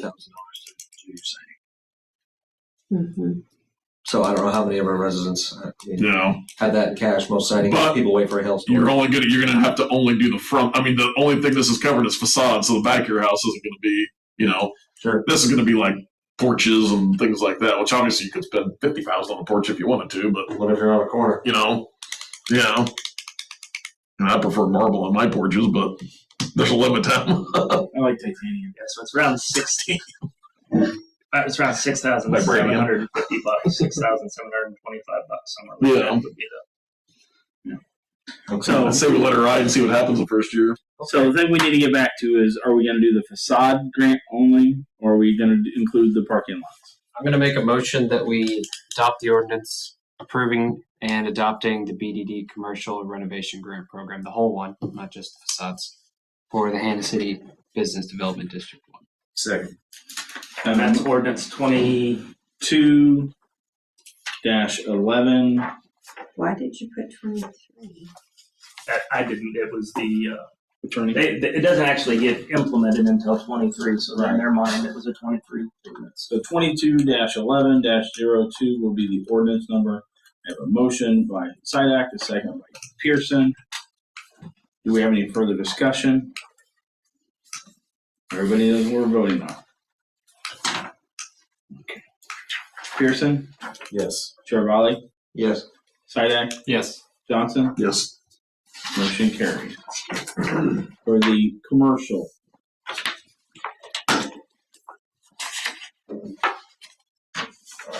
I'm also going to make a motion to adopt an ordinance approving and adopting the BDD residential redevelopment grant program in the City Business Development District 1. This would be 03. This would be ordinance number 22-11-03. I have a motion for the residential grant program. Sidak? Second. And this is only within the BDD, Correct. not within the TIF then that can use. Both of them are only within the BDD. Yeah, okay, yeah. So the property has to be within the BDD. Yeah, this is a mix of funds, so yeah, no, gotcha. Because they're the only ones where any of this money comes from? Purely BDD, not TIF. money. Correct. That's the way the programs work. TIF money can only be spent in the TIF district. Sure. BDD money can only be spent in the BDD district. Which is really going to limit your houses that can apply for this. It's going to wipe out most of the town. So. Any further discussion? Roll call it. Charbali? Yes. Sidak? Yes. Johnson? Yes. Pearson? Yes. Motion carries for the residential. Zach, do you want me to do the next part? Sure. Okay, so the Economic Development Board requirements, you got a sheet in there. It says no board member can receive benefits of any kind while in office. That's more of a general statement, not just economic development. From the TIF side, all board members must determine if they own property within the TIF district. We did this when we first opened the TIF district, and the only people that identified yes were Ryan and Denise. Denise, it doesn't matter. No, doesn't show you. Well, they Tony, outline my house. you show no. You can double check it. The maps, that's what this map is. Yeah, they've outlined my house on it. Okay, so you think you're in there. The TIF? No, they've already exempted me. Oh, they took you out. Yeah, the little, on Okay. 2nd Street, the little red lines around that, that's my house, so. Okay, so Ryan, I think what we have to do is get you exempted, and I'll take care of getting that. We'll have to pull your property out, otherwise you're not supposed to be able to talk about or vote on stuff. You don't own property, correct? No. Okay, so is your house in that district? It is, but my house is only in Haley's name. It's in what? Haley's name. So he doesn't own the property. So he doesn't You own own the the I'm property. not on the county record, tax record, Okay. title, nothing. So that property is eligible. So then we don't have a legal question with you, we just have a moral question. Are you guys married or no? No. Oh, so it really is just hers and hers alone. Yeah. I've got a moral question. Well, I wasn't asking because of any moral. I was just like, it may be only her name, but if you're, it doesn't really matter if you're married. I think what we have to do is vote to get your property pulled out of.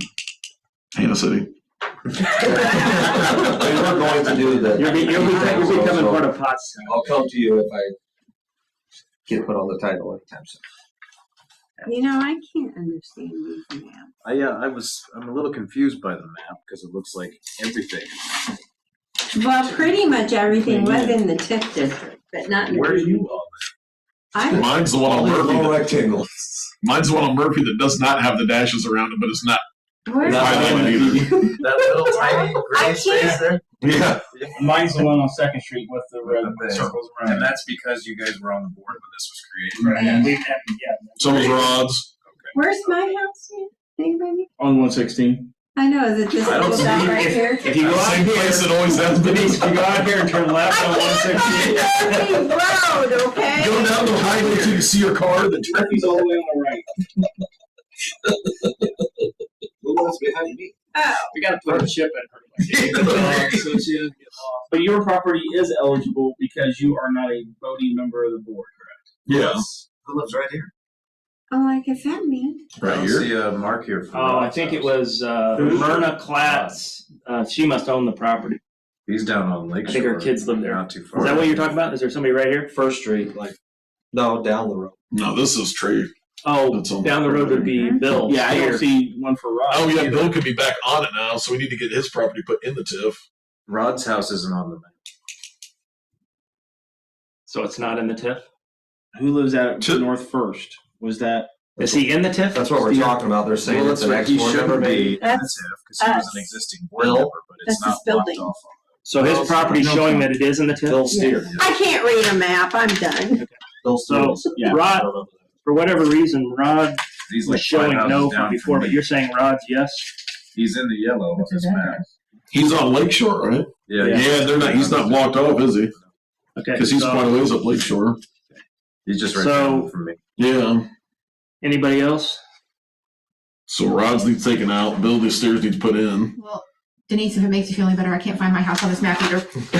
But you still It's not that big. Yeah. Well, I'm like, I thought I was Okay. supposed to be something. I will take care of that. Oh, okay. First, and all the way down.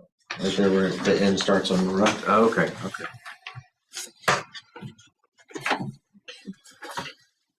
And why was the one on Lakeshore right off the highway excluded?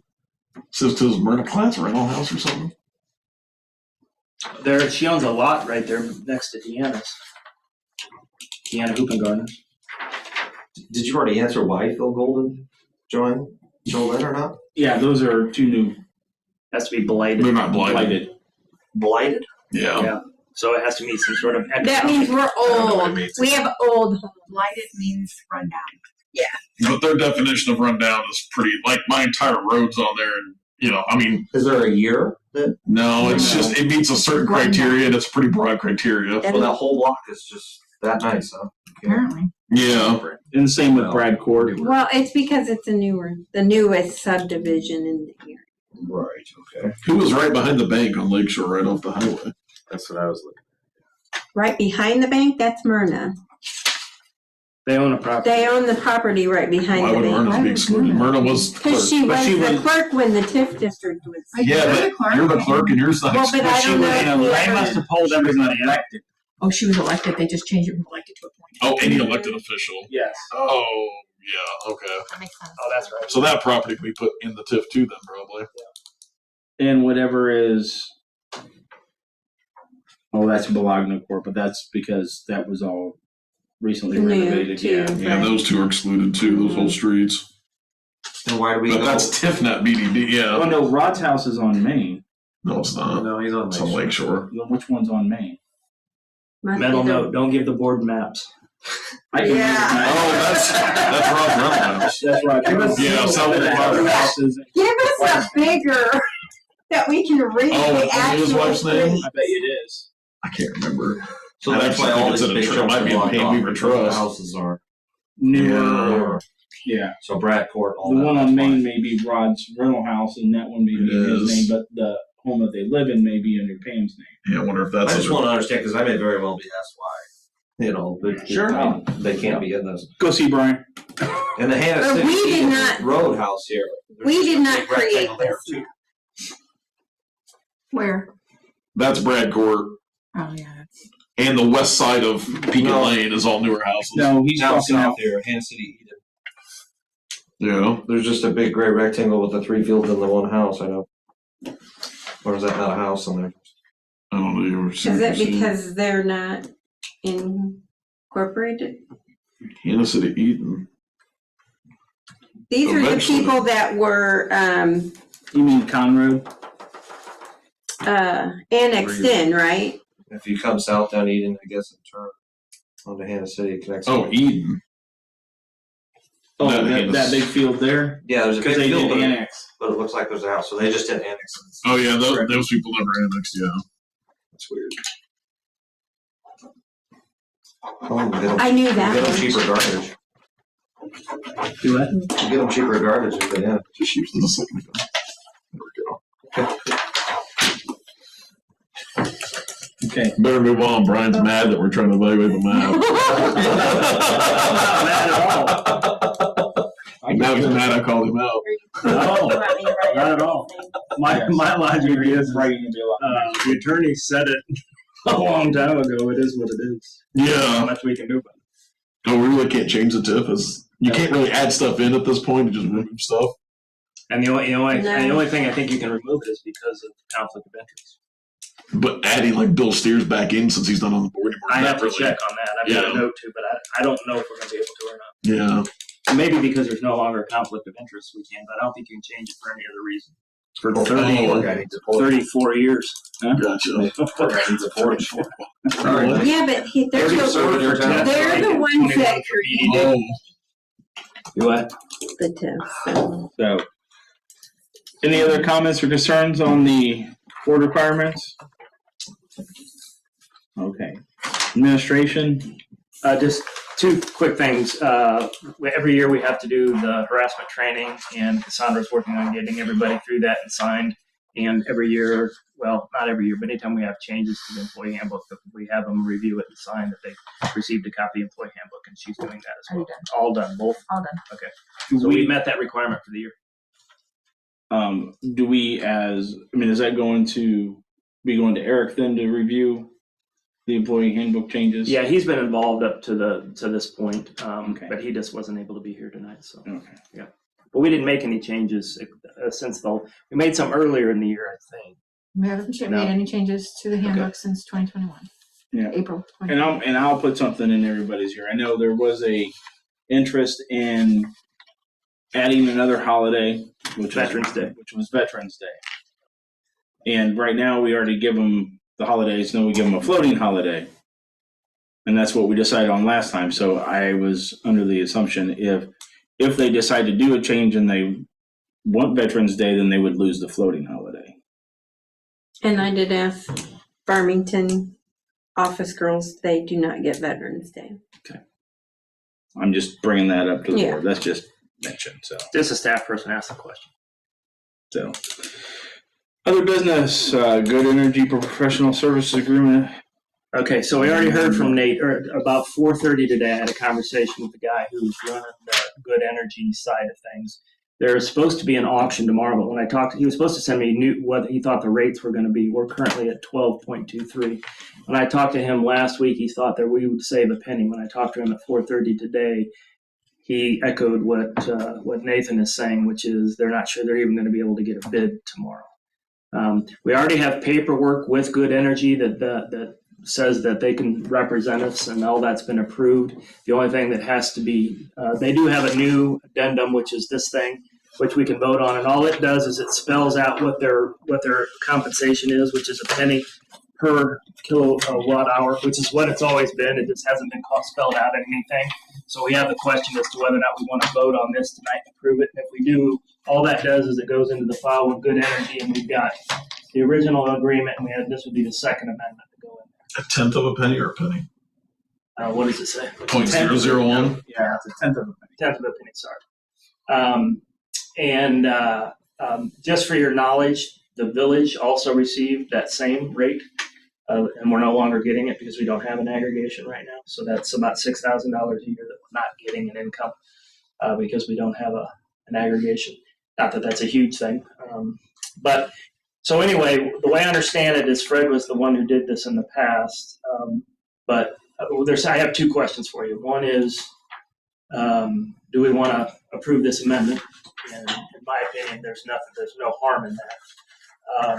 And then the second would be is if they have the meeting tomorrow, are you comfortable with me being the village representative rather than the mayor, who's done it in the past, on that meeting to determine, whether or not we want to do something or not do something? And then if the answer to that is yes, then the question would be what parameters do you want me to operate under? Because he doesn't even think right now.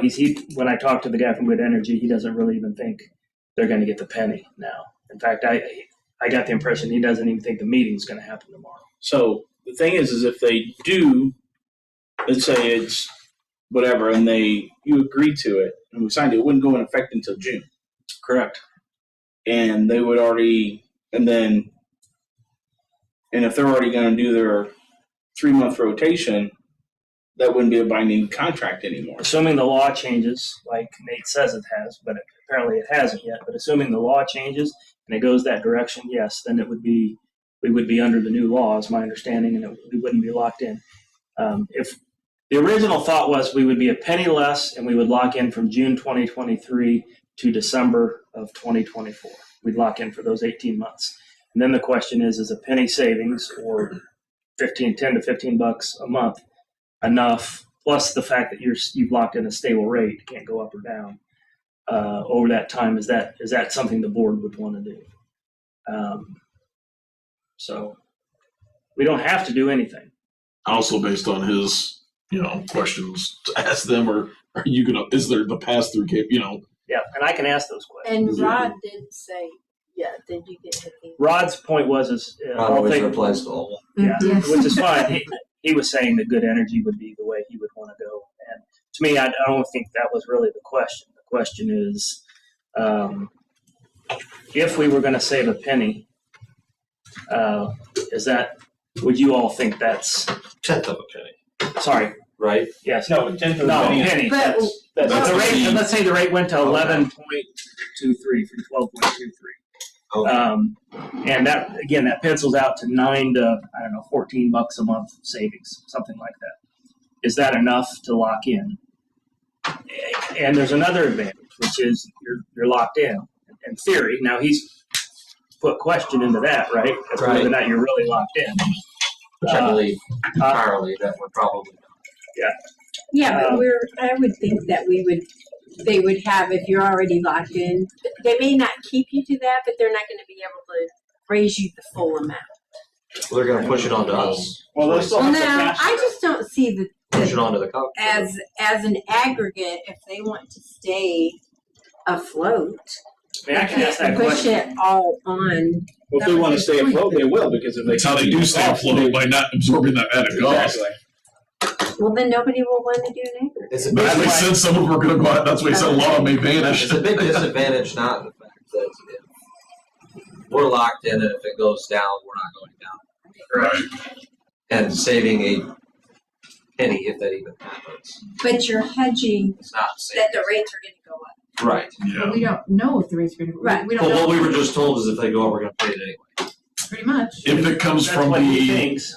He said the law passed. I would just assume Yeah. the law doesn't take effect till January 1. so if the like every if state the law. producer raises the rates, then the pass through, yeah, but you're basically locking into the distribution fee. If I understood him right, the MISO, the producers, the one that controls the producers, has the ability to change quarterly now. Right. So their raises will filter all the way through the system until they get to us through those 3 steps of it, or 2 steps We in have a between. designated survivor situation Yeah. happen at the federal level, and things go down, we're staying up compared to saving. I understand hedging your bet, Yeah. but it doesn't sound like hedging is going to do us much good. They're going to say, "Whoops, technical error. Here's what you really owe us." Yeah. There'll be something in there. We'll just. I don't want to not be able Yeah. to drop back down, but you're saying that's only 18 months anyway. But Starting next June. Starting next June. So It's basically such a 2 years. crapshoot right now. Basically 2 years. Assuming the law doesn't get passed. If the law gets passed, then it's a moot point probably, right? He said Yeah. pretty good. he said it's been voted on and passed. They can change quarterly. I think the thing that has to happen is that they can pass that through. I think he's talking like it's a Whether or not they guaranteed. do pass it. Yeah. That's right. Yes, they're going to change quarterly for sure. No, you're It's right. just now the change of now there's going to be the domino effect of all the following people are going to change that they can jump. You're locked in, but if it goes up, we have the ability to pass their added cost to you. And he said there's a 1/10 of a penny's chance that they don't. Yeah, he said it's like a guarantee that they're going to get it all changed. They can filter that right down to the customer. That They always have. increase. If it doesn't stop. It's how you survive. So yeah.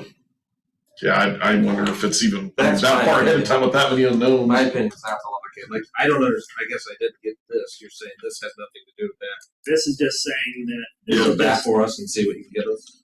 this is just outlining what their compensation is and has always been. It's just formalizing it. I don't think there's any reason not to do this. The bigger question is, do you want? I can go to the meeting tomorrow regardless and just listen and get educated and whatever. And I can ask the guy from Good Energy the questions that we've been asked. But it sounds to me like you all are saying is let's do nothing at this point. What Jeff and Caleb said. So then the only reason to not do this is because we're not going to need them until May, basically. Yeah, I mean it's just a formality of it's not that big a deal. It doesn't matter whether we work with them or doesn't work with them. It doesn't change it. It just checks that box. In case This doesn't lock us into working. No. Just Now, if we do work with you, I will tell you this. He said that when I met with him last week, is if it was going down a penny, that every other people within this aggregation was signing up.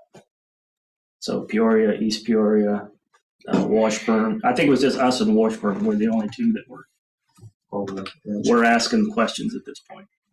And that doesn't mean we should do it. To some degree, I think some of that's the way we've always done it, so that's the way we should always do it.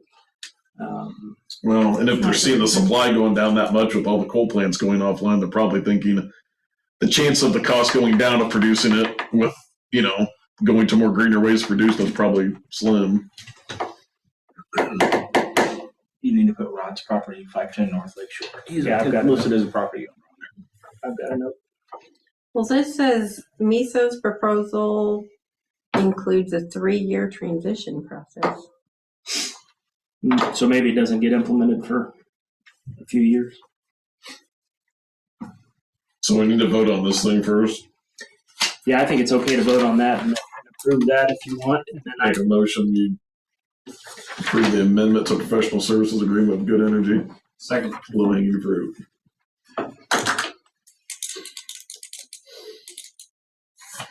Yeah, it's not costing us a dang thing, so Nope. there's nothing being spent. So, Correct. all those in favor signify by saying aye. Opposed, same. I also think Brian go to the meeting.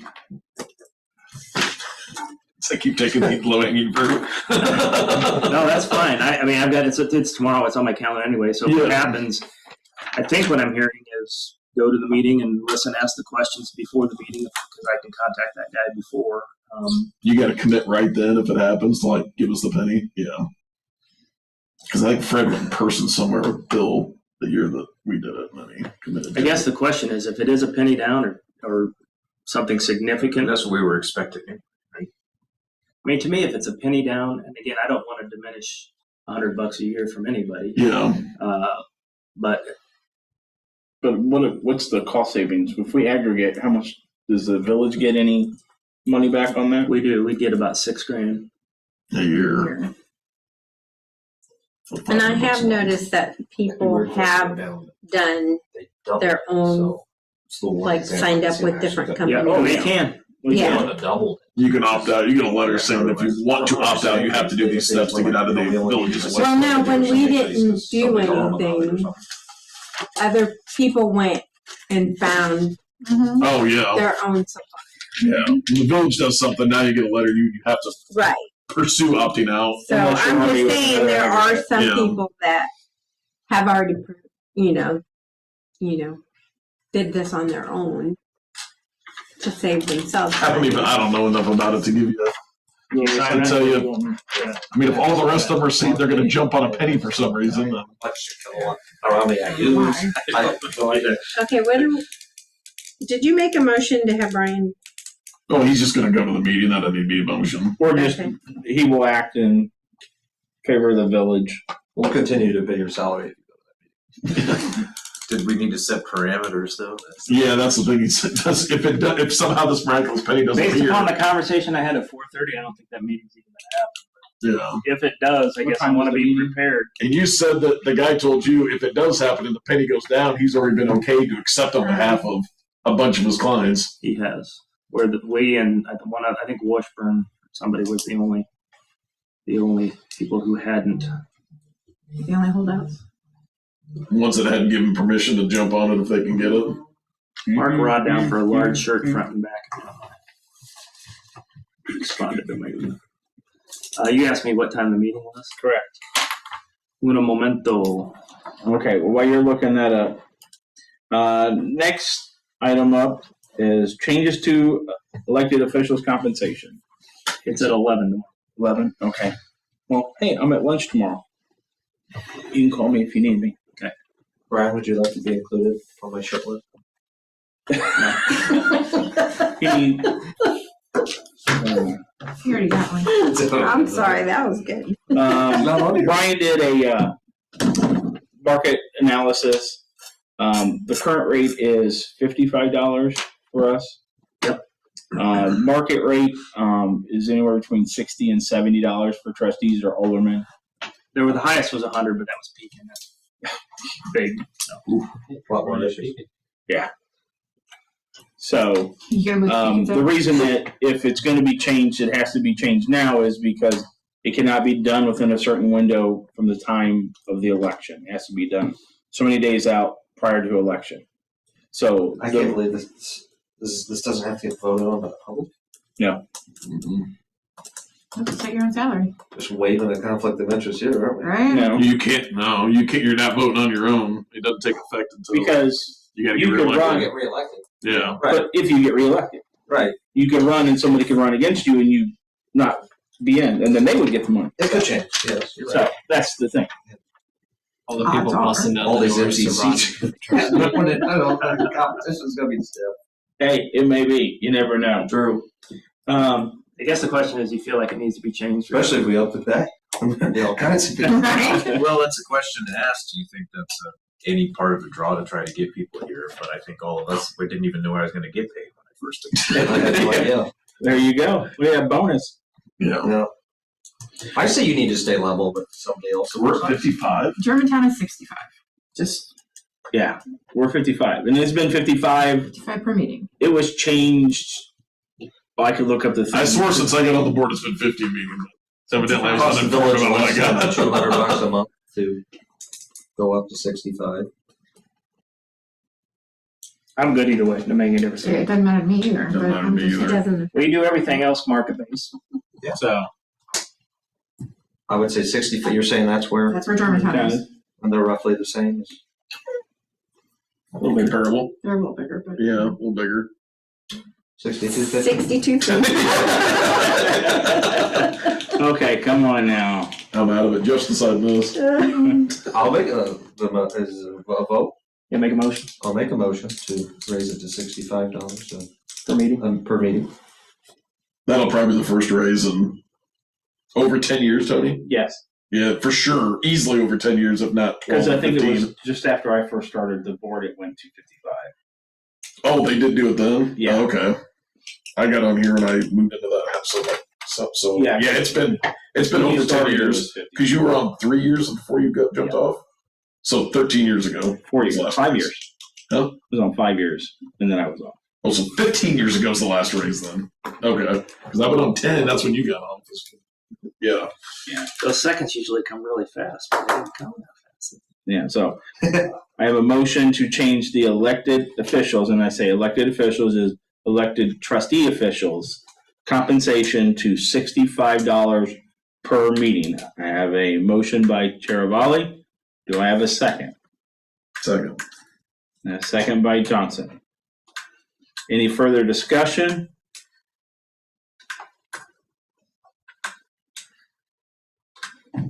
We'll roll call it. Chiravalli, Yes. Sidak, Yes. Johnson, Yes. Pearson. I give the same yes he gave. Motion carries. Principal is telling me the same. And you said that all of us are. What's your vote? Yes, every trustee will be up for election. Rod, Ryan, and Caleb will be 4-year terms. I'm out for election already. Yeah. Because the last election was mine. That was 2 years ago. And you weren't up for election then. I wasn't. I thought he you were- was. Thought I was. I thought You have he to be if was you've only with been on you. 10 years. Yeah, but I came in midway through a term too. It's got Yeah. confusing for a Well, while. then you are. Well, then you would have had to run last I time have to here. complete the term. I have that. So I mean, everybody's up. yeah, all Yeah. trustees have to run. I wish we had a map. I have it. Election cycle. Brian's There back we go. discussing topics on his agenda. We got 7 of us. So 6 plus him. I was elected as mayor May of 21. Okay. Okay. Johnson was elected as a trustee 2019. Yes. Time flies. Somebody was, Yeah. I thought maybe there was a position that wasn't filled. Oh yeah. That was- We had several positions that weren't filled. There was two. I at the thought last there were election. 2 people on the ballot. The last. But you guys don't finish terms. You just go to the next cycle, right? No. No, you have to be You're filling elected. somebody's seat at the same Yeah. time. Oh yeah. You still have to run Yep. the nearest The one. nearest. Exactly. Which is what's happening to me, whether the guy. Right. Yeah. Well, that's happening to Zach. That's Yeah, happening Zach, to Ryan. Yeah, because I got down here. Who And would Eric. normally have to run in 2023 because of the 2019 election? Would be Trustee Weaver, Gates or Pearson, because he took Pearson or Gates' spot, and Trustee Johnson. Those are our normal 2023 elections that have to run for a 4-year term. Yikes. So then that means the standard 2-year terms would be Chiravalli, Sidak, and Miller. So we're only running for a 2-year The term. remainder of it. Well, no, you don't have to. One of the years I went ahead and ran for the. What did I run for? I ran for a 4-year term. I took your last 2 years, but I did not rerun for the rest of your term. No, I was up. I just didn't rerun. No, I got appointed. Oh, but they never filled your spot. Right. Yeah, They but when never I was filled up, my spot. so when it came up to the election, there were still. Long story, I ended up not running for the 2-year term that was available. I ran for a full 4-year term. I essentially abandoned the, which you can do. If there's one available. If there was nobody else on the board, we were still low at that point. So yeah, you'll be running for So 2 assuming years. everybody here is going to rerun, Some for 2, some That's for how 4. it's I'd be up for a 4-year. You're for the rest of your 2. it would only be if one of you two. But no, there's only 2 of us that are in the regular cycle. The other 4 running because. You're a But he- 4-year. But he will be running for a 4-year office because he took Todd's spot. First, I took And yours, but then Todd left and we absorbed his. Yeah. Honestly, I think any of them could run for a 4-year spot. Well, they could. That when we It just depend on at the caucus. at the caucus, you could actually get nominated for a 4-year term. I mean, you could have somebody nominate you to run for a 4-year term, not the rest of the 2-year. There'll be 3 4-year terms up for vote and 3 2-year terms up for vote. Right. It would be nice to offset it. It is. It is offset. It is. There's 3 due every 2 years, just like the Senate. You just said only 2 of you are running for 4 years. Right. This election cycle, okay, normally your spot, understand this better than that. Miller and Sidak would not be running.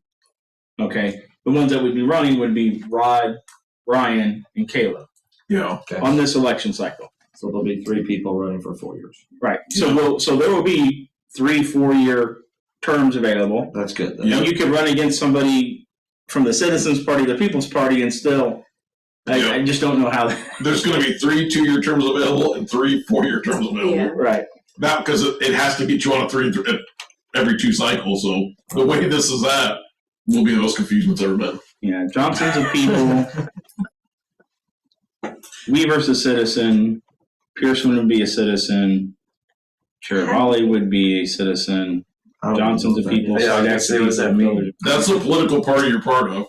So we run a caucus system, just like Iowa. So one party meets here, one party meets at the school, How is that? and then just like they do in Iowa for the presidential election, for every election for the president, and that room nominates the representative of their party. Except we don't use Republican and Democrat; they just have people and citizens. Since we're talking about same this, thing. yeah. Hold on one second. Hey Clay. Yes. I'm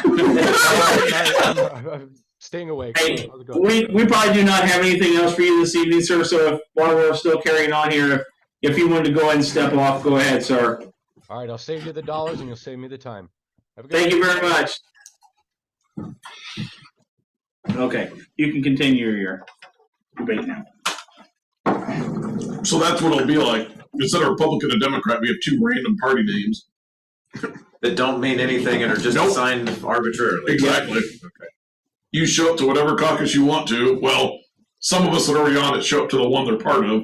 Anybody new in town that would run just picks one and goes to it. Right. So but the door locks at a certain time. So it isn't like you can walk in here and be like, oh crap, there's 3 people going for mayor. I'll run to the other one because there's no one to be nominated for mayor there to get on there. Because when the time comes, the door locks, nobody new can come in the room. Yes. Then you nominate your representatives for office, and then they run. That doesn't even make sense. Well, that's how Iowa elects their presidential nominee. Except in Iowa, they meet in like local churches and farmhouses, and there's Republican and Democratic caucuses. And then you nominate out of that caucus. You like, hey, this is who we nominate for president. And then they tally all those together. I think there may be one other. Iowa's, one of the first states, one of the only states using caucus system. But that's You the show way we do up it to here. whichever building you want to show up to. No, he's already part of a party. He can, yeah, How is he part of a because of the position that he took. So If you look at the TIF map, it depends on what. but I mean, you know what? He could show up to a different caucus and try to get nominated. And try to run you out? Yeah. Let's do that. But then leave us an empty seat? And then we have to appoint somebody. Yeah, exactly. They have to appoint Okay, somebody. So it's very simple. So Weaver, There's 4 seats. Everybody runs. They say there's 4 seats. What 4 people do you want? Exact top 4 vote getters. Because we're not Republican or Democratic anyway. No. So Weaver, Pearson, and Chervali will go to the old school, to the Park District. Yeah. Johnson, Sidak, and Miller are People's Party, and they will be here at the Village Hall. There'll be cookies. So I go to If you bring them, If somebody brings them. the Park District. Park Just leave District these here. Yeah. Jim or whatever. Yeah, we go in and we just go into the office there. I'll be up there on caucus night too. We also need to see who our caucus people are going to be. I'm not sure if Matt will be. This is Yeah, they're the exact same time. When is this? Later. No, I thought I haven't. I was Election's in told. April, right? You're our election. I know. No, I've not gotten any information. The lady downtown said I would get something from the state of Illinois, and I have yet to get anything. And I thought it was in November. Well, you better find out. we don't have any more meetings this month. You better get on the phone. I called them. You better call She in sick said tomorrow. I had to call. Well, call in sick tomorrow. She said I would get notification from the state of Illinois voters. We're really I screwed. We're all even- supposed to be here Even went on the website. I called them months ago, and she couldn't give me much information. From Peoria County? Peoria County. She said everything has to come from the state of Illinois, Oh, jeez. and that I would get an email. And I've never Check your got. spam.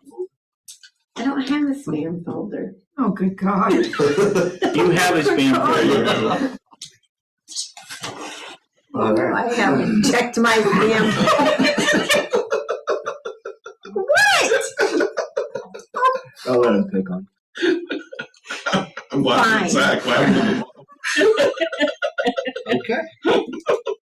You guys want to have the? Okay, when I started, So hold on. we said that I was not computer literate. I'll go over there on a night that is completely undetermined. People who we're not really We'll sure. let you know. And I'll get nominated by a citizen. Hopefully. Yeah. Otherwise, I'm sorry. Guys, I'll see you. See you in 4 years. So, this year I would like, instead of us just having our normally at our second meeting in December, we have normally we invite the members of the staff and everything. If they want to come to the meeting, normally people bring food and everything. This year I would like to do something different and have the village actually do something to have the board members, the clerk, treasurer, Tracy, Jim, huh? Right. No. Awkward. I don't do it. Bring their, significant other and have a nice dinner at Gil's. We'll do, like family style dinner, which is normally the Salisbury steak, fried chicken, mashed potatoes, green beans. Oh, okay. So does the 13th work? It's a Tuesday at 6, so it'd be. We have a meeting on the 6th, then it'd be the following week. Yeah. Okay. And if you will talk to, So, Gil. Huh? Yep. yep, I can do that. If you can, yeah, not you, him. I Oh, was looking okay, at him because he was looking at me. okay. Good. If I'll you have could to do find that. out Yep, I'll take care of that. for who's going to be, and then if you can get me a number, how many people are coming, I'll call Gil. Get with them and reserve the guys there. RSVP. With Just Brian. before you adjourn, just a heads up on December 12th, you know how they close the back half of Maine to do the whatever they do with their hoses or hose testing or whatever. On December 2nd, they're going to do that. On December 2nd. It's just it's just Maine from Friday. basically the fire station down to. And they will notify residents? Yeah, and I've already sent a note to Tracy to communicate as well. Okay. Yeah. Yeah, I just want to make sure that the fire department is doing the notification besides us just posting it on Hannah or on our Facebook. Because I don't want a resident coming up here, why did you shut down the road? Well, the fire department was supposed to tell you. What's that road name? Maine, Oh, they're closing Main, not the one that runs on the Maine Sportsman. from the firehouse To down Hannah to Street. Hannah. Oh, okay.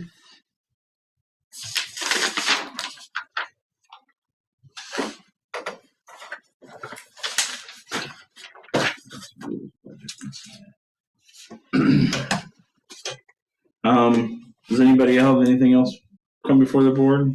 How much would it cost from like an IT perspective to get a spam folder added on for the clerk? It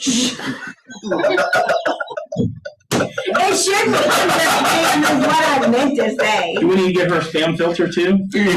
I mean, just check into the cost. If you would. Folder and filter? Yeah, let's go Cadillac for it. No, I'm getting older. My words keep getting How do old. you get on the slogan? Some Oh. says the slogan. She's got a poll out. They were not. No, it's closed and we. I don't like it either. Ryan sucks. No, Yeah. Right. Yeah, something like that. she did post one on Facebook today, a poll for Yeah. everyone, for the public to vote. Oh, I didn't see that. Oh, Yeah. I didn't see that. I voted. I didn't Probably. vote. She gave us, she emailed us asked us for personally, three. Yeah, she did. And then she added those out of everybody that we chose. She created an online poll. Did she add mine? I do not know. You'll have to check. What's yours? I don't know what yours I can't remember. was. I put like 3 together to make it actually make sense. Because the one that said home house, home something, shit was stupid. I'm sorry, the public is listening. So the slogans are small town, big living, growing together. We have a simple picture of corn growing on each side, silhouettes of the people growing up. I think we need the picture. A beautiful history and a bright future, where you come for food and stay for family, or community, friends, and farming, a great place to call home. I still like come for the beer, staying for the hangover. Hey, there we go. I said Hannah City where home is more than a house. Because one of them was Kind of like where home feels like home. My favorite was Howdy Neighbor. Yeah, that's it. What happens if I don't like any of these? Well, that's what I I asked. just like Jeff's better. You had to pick your three best. I told her I vote on mine first, even though I'm not apparently in the slogan contest. Okay.